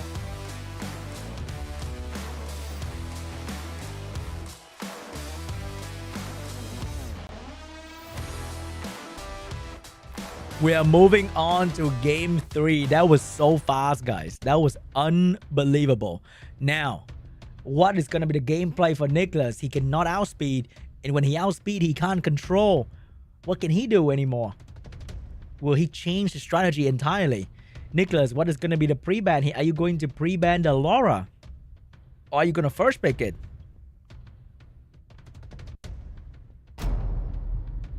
It is going to be the Laura pre-ban. It is going to be the Light Twin Angel pre-ban. FLYN get the first pick. He's probably going to go for his good old Oliver.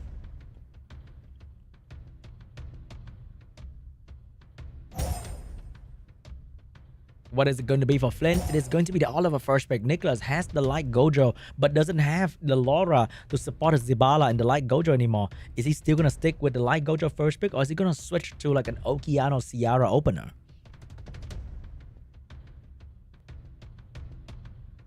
What is it going to be for NICKCLAS? He's confused. He lost the Laura, the ones that keep the team together. It is going to Light Gojo, but this time he's going to lock in the early Viva Shell. FLYN has no reason to go off track here, and he's going to keep on using the Shiho as well as the Oki. Over there, NICKCLAS gonna lock in the Viva and the Josephine combo. Remember, Josephine will get an instant turn the moment Viva skill 3 and sleep herself, and that's gonna allow Josephine to get a free turn. And for the first time, we are seeing the Dark Nezuko combined with the Light Gojo for a lot of immunity, cleansing, and cooldown reduction. Over there, FLYN is going to go in with a double bruiser, and that's going to be the Fire Monkey King as well as the Misty to play the long game against NICKCLAS.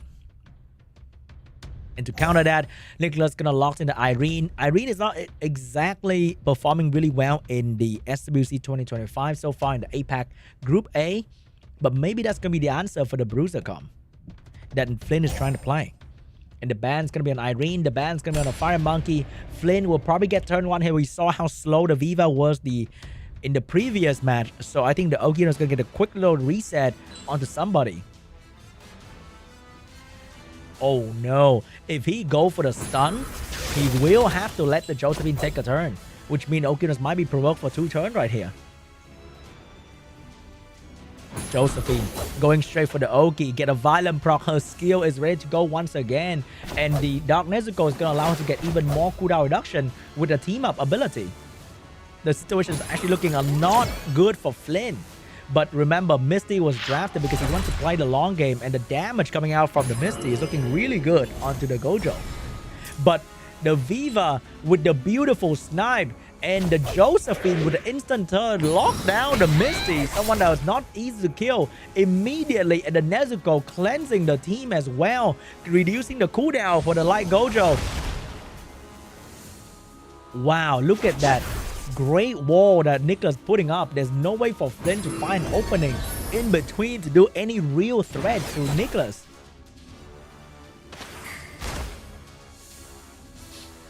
You know what? Maybe this is the turning point for NICKCLAS right here, because he is breaking down FLYN's team with no effort for this round. And that is GG. NICKCLAS will take game 3.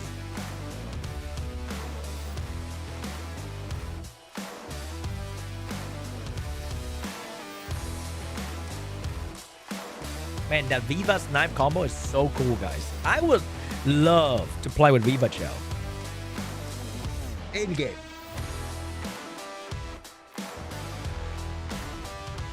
but we're going for round 4 here. The ban is immediately on to the Viva Shell, and the Water Ryu is getting banned by NICKCLAS as well.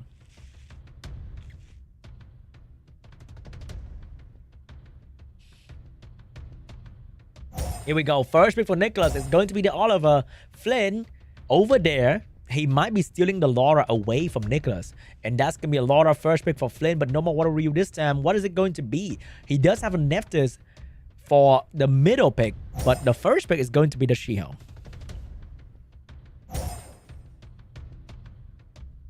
Over there, NICKCLAS with the Gianna, with the Zibala. A classic control combo coming out from NICKCLAS. FLYN stealing the Ciara away, but he definitely going to need another speed lead here.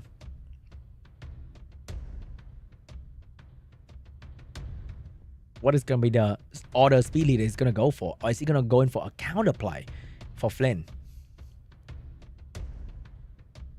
Maybe. Maybe it's going to be a counterplay. It is going to be another speed lead, but it is going to be the Fire Megumi. We haven't seen Fire Megumi today a whole lot compared to the day before. Fire Megumi is going to be drafted to potentially cut in between and stun the Gianna, blocking her from controlling FLYN's team.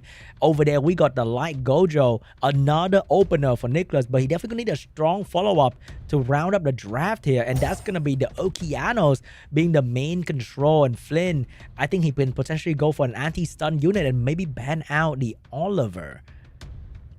And that's going to be the anti-stun unit. FLYN's going to go in with the Misty for the last pick.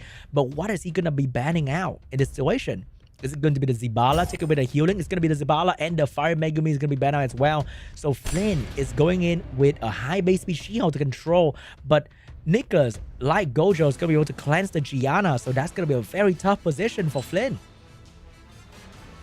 He got to stun the Gojo. But then, how is he going to control the Gianna? Is the speed buff going to be enough to allow the Ciara to move? The Ciara looking very, very slow, unfortunately. And that's going to allow the Gianna to come in between to bomb and stun the entire team. Big bomb onto the Misty. Can this stop the enemy Ciara? The bomb is going to stay. Is that going to be enough damage, though? Misty with speed buff, looking for a chance to kill, but could not take down the Light Gojo. And that bomb is definitely going to hurt because Okeanos with the skill 3 coming very, very soon. That's going to be a lot of damage on the Misty. Here comes Oliver, trying to do some generic control on the entire enemy team, get some increased cooldown time and attack bar as well. Gojo with the skill 2, getting some attack bar and damage onto the Misty. Misty getting damage, but no, Misty going to survive the bomb damage rather easily and switch the target to the Gianna. AoE stun coming out. AoE stun landed on everybody except for Misty. But can Misty get another turn though? He needs to get another turn to heal back the damage that was being dealt. But Misty will now get another opportunity. He's going to go for the kill on the Gojo, and Gianna get another bomb coming. Who's it going to be? It is going to be onto the Ciara. Misty's going to eat some damage coming out from the Gianna skill 1. But the She-Hulk could not stun anyone to stop them from killing Misty. Misty's going to go down to the damage of the Okeanos and the Oliver. Unfortunately, and Ciara doesn't have opportunity to do anything right here. Can this Oliver stop the Laura and the She-Hulk from moving? Oliver going in, taking away the attack bar of the She-Hulk. Laura with the skill 1. No funny proc, no funny sleep this time around. And there's nothing that FLYN can do. We are going to a game 5.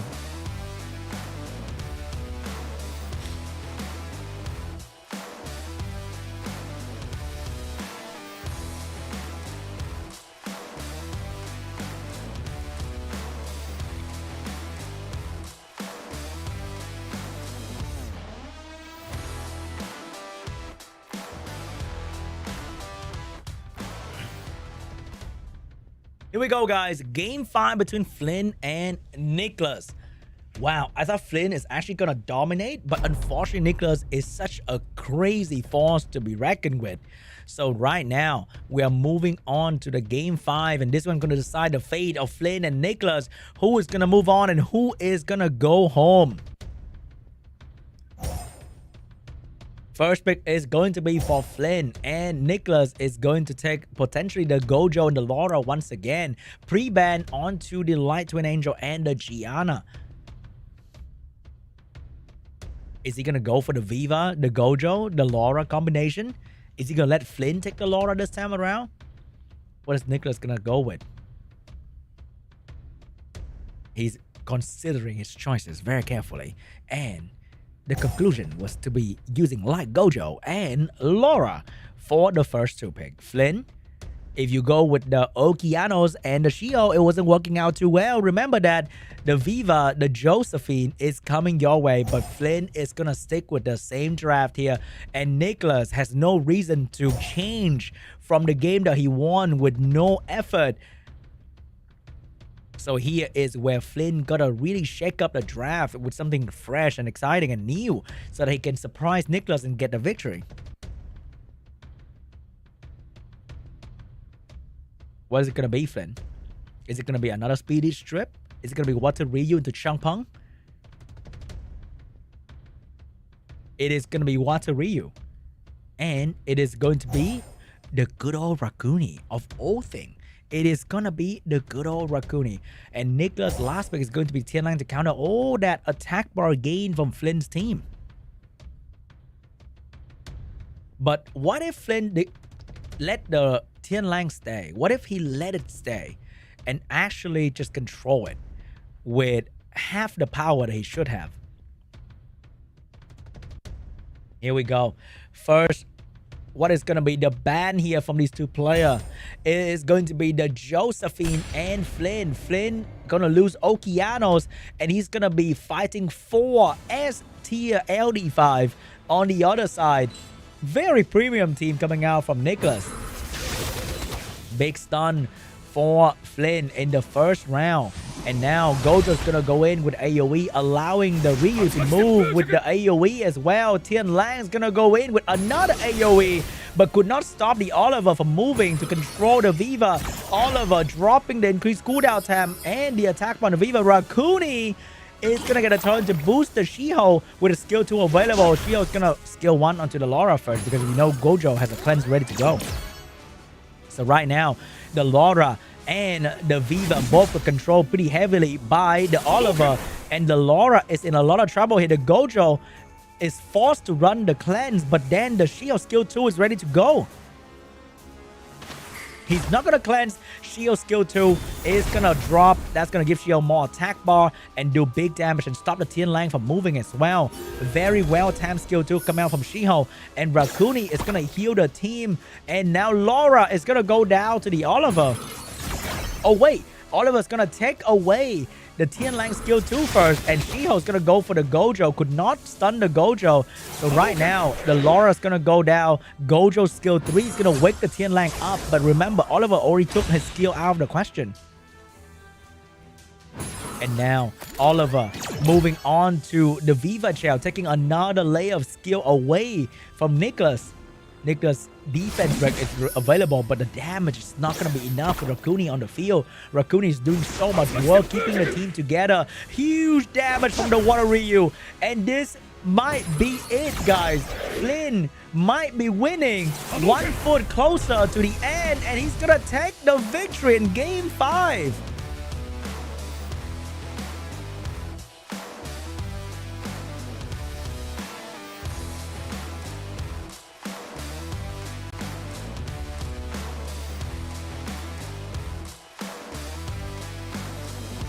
Unfortunately, NICKCLAS got to stop his journey. He tried so hard, but he only got 2 wins. So, I'm sorry. I'm sorry about that. I will never sing again. I'm very, very sorry. But unfortunately, he will have to stop his journey in SWC2025, and I will have to stop singing as well. However, FLYN will not stop moving forward. FLYN started today at the bottom, at the very bottom of the lower bracket. He started with just the worst position ever. And now he's at the end. He's made it to the final boss, defeating 1 by 1, collecting the Infinity Stone, ready to go against the big bad Pooh at the very, very end.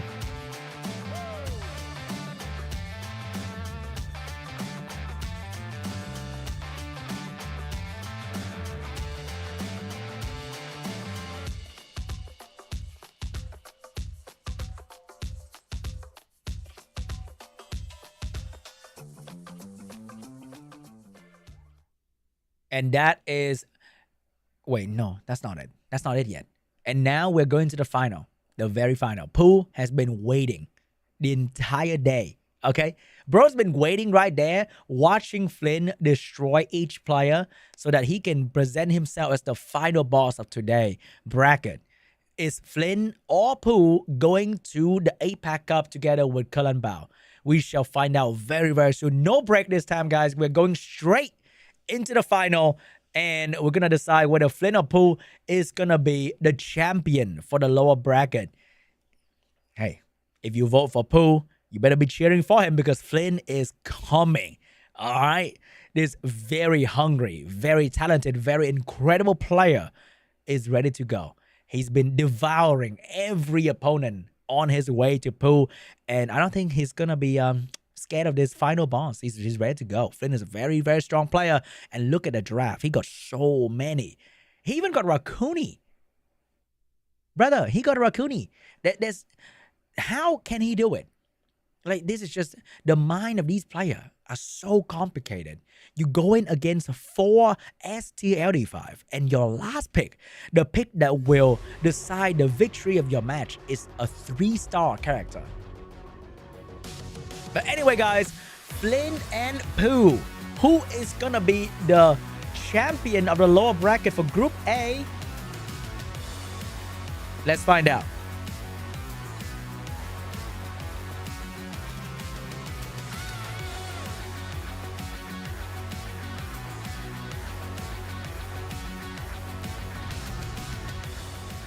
Rank 25 and rank 1 of the world. Rank 1. Okay? That is a crazy rank to look at. Even though the star might look simple, not a lot of people in the world can actually achieve that.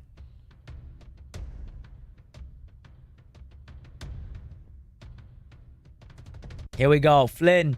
Let's see. What is it going to be for your pre-ban?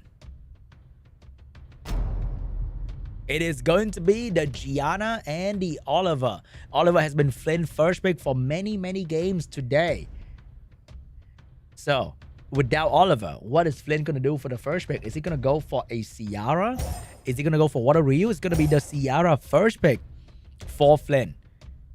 So, what is Pooh going to do to deal with this? What kind of first pick? Usually, in the past, for many, many tournaments, Pooh will be locking in the Water Twin Angel and Fire Bayek. But we haven't seen that Pooh in so long. This is the new 2025 Pooh. I wonder what is it going to be. It is going to be the modern day speed lead. It's going to be Fire Megumi and maybe Shiho for the first 2 pick. So FLYN has the Okeanos angle, but it's going to go for the Laura Tian Lang to deal with the Fire Megumi.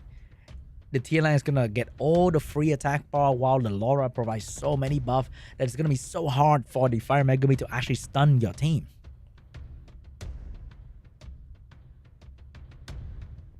So Pooh, are you gonna picking up? Oh, the Fire Bayek's getting picked up by Pooh, and the Ethna is getting picked up by Pooh as well. He is still believing in attack bar gain unit, which means he might be betting out a Tian Lang. So what is FLYN gonna do to deal with this? It's gonna go even more turn 1, and that's gonna be the Wunsa and the Water Ryu. Is he trying to cleave Pooh with additional damage? So how's Pooh gonna try to survive this? Is he gonna pick up like an Abelio to try and heal in between? Is he gonna try and outspeed with another speed lead? Is he going for like a crazy bruiser character? It is going to be a Pontos. And if I'm not wrong, that could be a name trap Pontos to bait the Wunsa. But I think that's going to be a Pontos and a Wunsa ban here because Pooh has the potential to go first with the Shiho and the Ethna as long as Wunsa is not on the field. What is going to be the ban for 2-player? Maybe they think differently. They're world champion. I'm just a guy. You never know what they're going to go through in their mind. It is going to be the Pontos ban. It's going to be a Laura ban. FLYN will get the Wunsa. But even if the Wunsa managed to go first, is he going to be boosting enough for the Tian Lang to go next? Because remember, Tian Lang also nerfed your team attack bar. And look at the attack bar difference. But no, the Ethna is going to be the one getting the first turn before the Wunsa can do anything. And right now, the one that's going to lose the turn is going to be the Water Ryu. And the Wunsa Inhale Magic is going to move. But the Fire Megumi is gonna cut in between to try and stun the Tian Lang or the Ciara here. Huge stun onto the Ciara, get a Violent Proc as well to do even more damage to FLYN's team. But what if the Tian Lang quad stun? That's be the most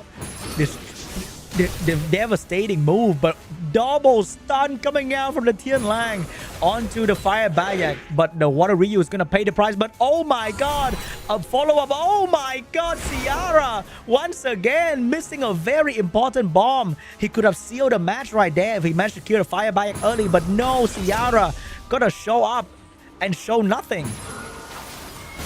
Man, that is so unlucky for Pooh. Even though he got a Violent Proc that could have really changed the flow of the match, but he could not actually execute. And that might be GG. The Fireback is about to move, which means he's going to heal the Ethna back to half health. And that is over. Ciara once again disappoint the user. Pooh get the first win. How many Ciara missed bomb are we witnessing today? This is unbelievable.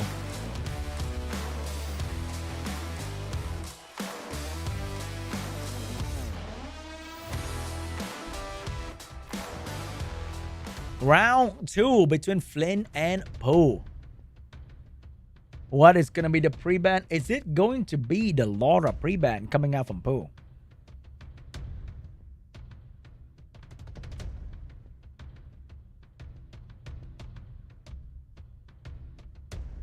Oh, they really think about it though. But Pooh get the first pick this time around, which means he could be going for the Oliver first pick. And if you're picking Oliver, you might be pre-banning Tian Lang potentially.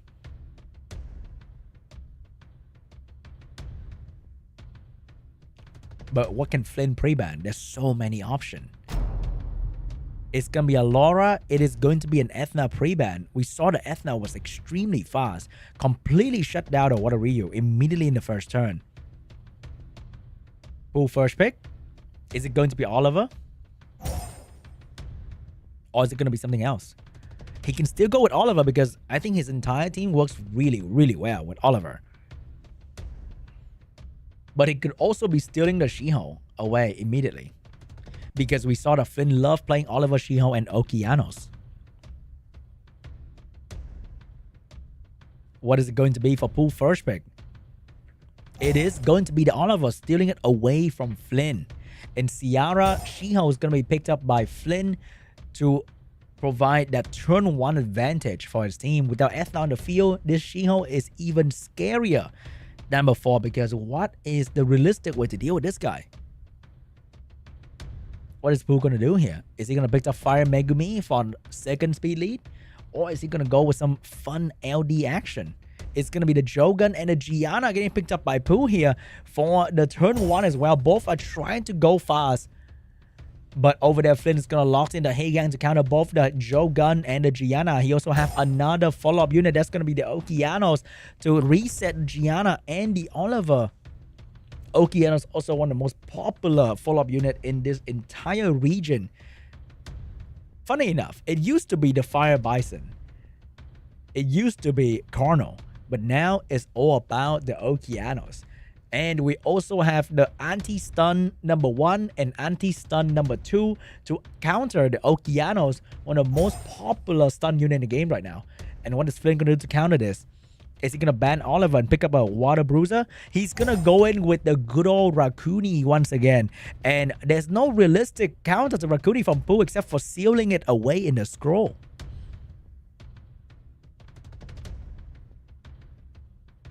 Is it going to be a Rakuni ban? Is it going to be a Heigang ban? Heigang-Rakuni combination is also really good because the moment you cleanse something, you gain so much free attack bar with Heigang. So Rakuni Heigang on a team is like a soft ragdoll on your team. Josephine getting banned out, which means Pooh gets the first turn with attack buff and potentially bomb and control from the Oliver. But remember, Heigang is on the field, so maybe he won't get that turn 1 too easily. First turn belongs to the Jogun with the seal available. He can't take away the Rakuni. Never mind. Never mind. No, Rakuni is going to stay on the field, dodge the scroll trap, and Zenisak is having the first bomb out for the Oki. Missed the stun though. You don't want to give Okeanos the bomb, man. This guy hands is very, very scary. He can pass you back that bomb any second, but no, the stun is gonna start from happening. However, remember there's Rakuni on the field, which means the bomb might not stay for too long. But Rakuni will be focused on cleansing the monkey, but that's a lot of free attack bar for the team. The monkey is about to lap the entire team, and oh my god, look at that beautiful despair stun. However, the double attack buff bomb on the Okeanos might seal the deal for FLYN. Can he survive the 2 bombs?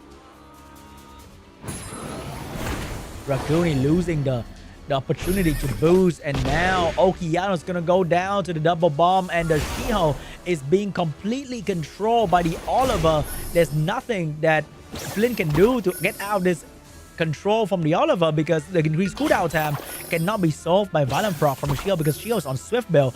Rakuni is trying so hard to keep the team alive, but all it could do is to provide a bit of healing for the team, and that is pretty much it, because Oliver's back controlling the Heigang attack bar and maybe taking away the Rakuni skill too as well.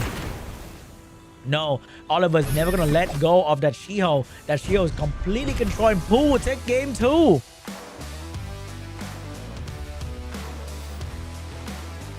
Are we seeing a 3-0 for Pooh? Did FLYN fight all this time for the past, I don't know, 2-3 hours just to be 3-0 by Pooh? There's no way, right? I believe in the comeback that FLYN possessed. He did not go through that training arc and the whole underdog story to be defeated 3-0 by Pooh like this. But you know what? Pooh is really strong. Let's just agree on something, that Pooh is like the big 4, yeah? The final boss. The emperor of the Summoner Sky Island.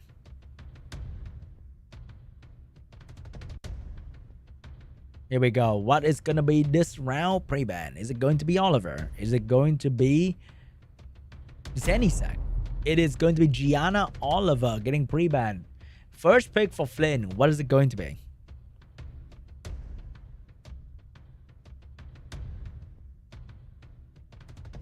First pick for FLYN. Are we seeing a Ciara first pick?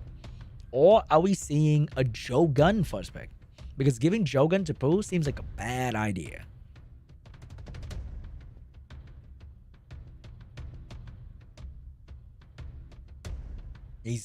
They are really, really thinking about the first pick here.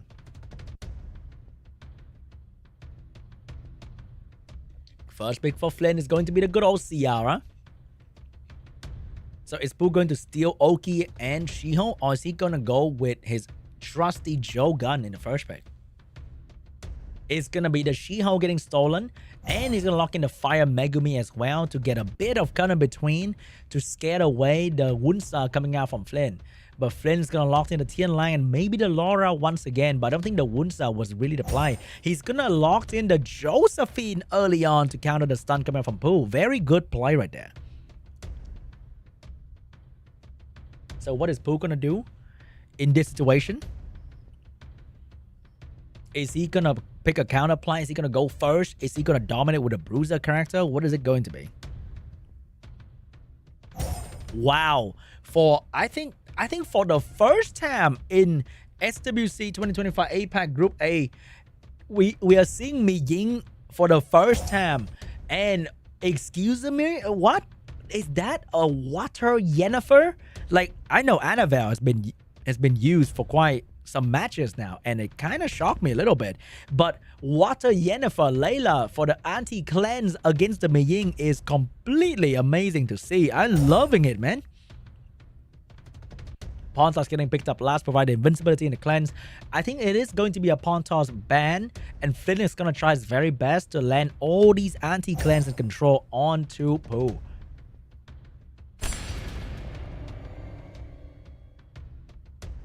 Here we go, guys. Could be the final. This could be the final match of today. But what if FLYN can create a crazy comeback? Now, first round belongs to the Shiho with the big skill 3, but no stun. Ciara dodging every stun imaginable to mankind. and she's gonna be alive. However, the defense break, the slow debuff, is gonna be very, very painful for Sierra to deal with. Oblivion onto the Fire Megumi.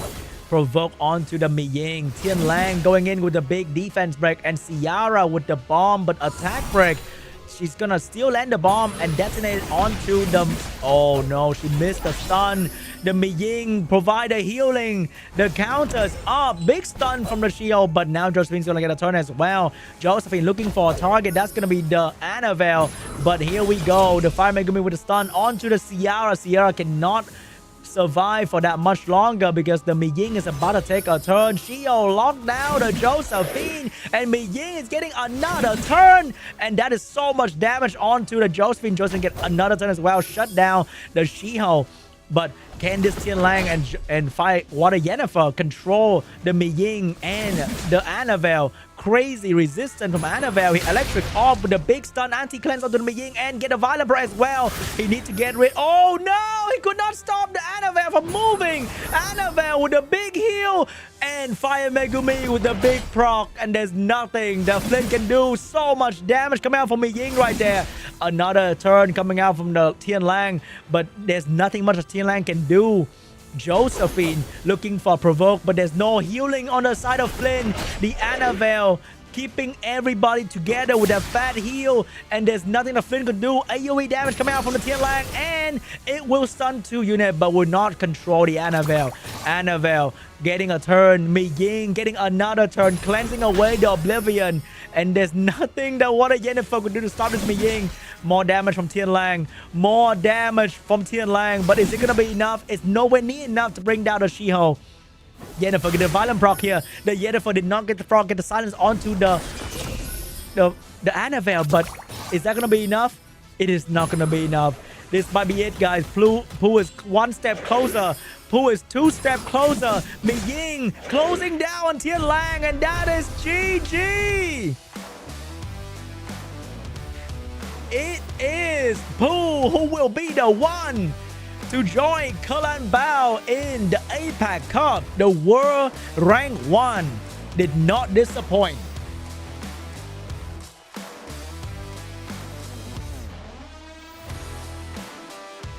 What a game, man.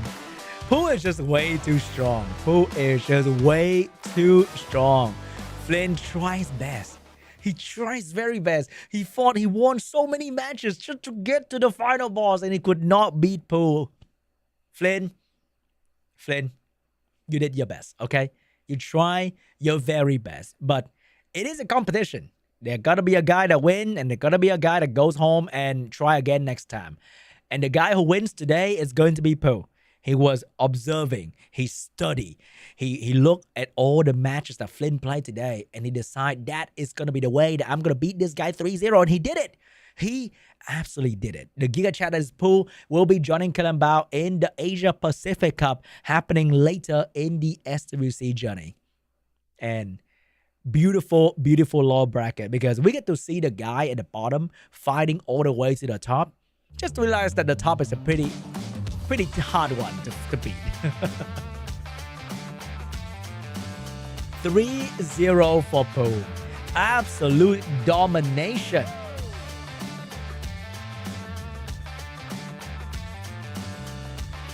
And this, once again, is the result of the upper bracket. We see that FLYN lost to Pooh 3-1 in match 2, just so that he can lose to Pooh today 3-0. Oh my god, history repeat itself, and there was nothing that FLYN could do. He was just too strong. He was just too strong. Pooh will be joining Cullen Bao, being the final boss of the low bracket, being the one to represent Group A in the Asia Pacific Cup. So we are now finished with Group A. The first one to join will be Cullen Bao and Pooh. They'll be playing in the Asia Pacific Cup in Busan, Korea in October 18, 2025. So roughly about almost 2 months from now, you'll be seeing Cullen Bao and Pooh playing once again. They can now take a nice break all the way to October 18th and prepare their account, their runes, their strategy, so that they can become the champion of APAC Cup. And now we are also at the end of today's live stream. I'm so sad to say that we are almost at the end of today's live stream. And it is the time. It is that time again. Right, guys? It is that time to tell you guys that Summoners War and Tekken8 is having an amazing collaboration coming very soon to a phone or a tablet near you on July 31st. So if you are a returning player, you are a new player, you are a current player that you haven't been playing for quite some time, hey, how about you download Summoners War right now on your favorite app store and join me in this crazy fighting game collaboration, Tekken8. I know you played Tekken 8 when you were a kid. You were there playing Tekken 8 in the arcade shop. You know, you were smashing some button, and now you can use these iconic character in the game. However, how about I give you a good old bonus, mystical scroll, engrave scroll, and the beautiful SWC emblem for your pleasure. The coupon code is gonna be see you in APAC 18 October. Once again, see you in APAC 18 OCT. That's going to be the coupon code. And don't worry, guys. If you guys are using an iOS device and you don't have a place to key in your coupon code, there's going to be a link pinned in the chat down below. If you're watching the live stream right now, you can use the link, click on the link, and the items will be appearing in your inbox pretty much immediately. So, once again, link will be down below. And that is the stream for today, guys. Once again, I am so happy to be back to provide you guys with the commentary, the jokes, the banter, a little bit of fun on the casting couch, the casting table, so that you guys can enjoy SWC more. It's not all about the RNG, the strategies, a bit of fun here and there, a bit of excitement, a bit of surprise, like Mei Ying out of nowhere, Annabelle out of nowhere, and we love seeing that in SWC, right? So, once again, what did we learn today? Did we learn anything today? We learned that the better player is gonna be the better player. Poe is just so strong. But Flynn fought very, very well, and I respect that from him. Anyway, guys, thank you so much for watching, and I hope you guys have a great rest of your weekend, and I'll see you guys here, same time, same place for APAC Group B. Goodbye.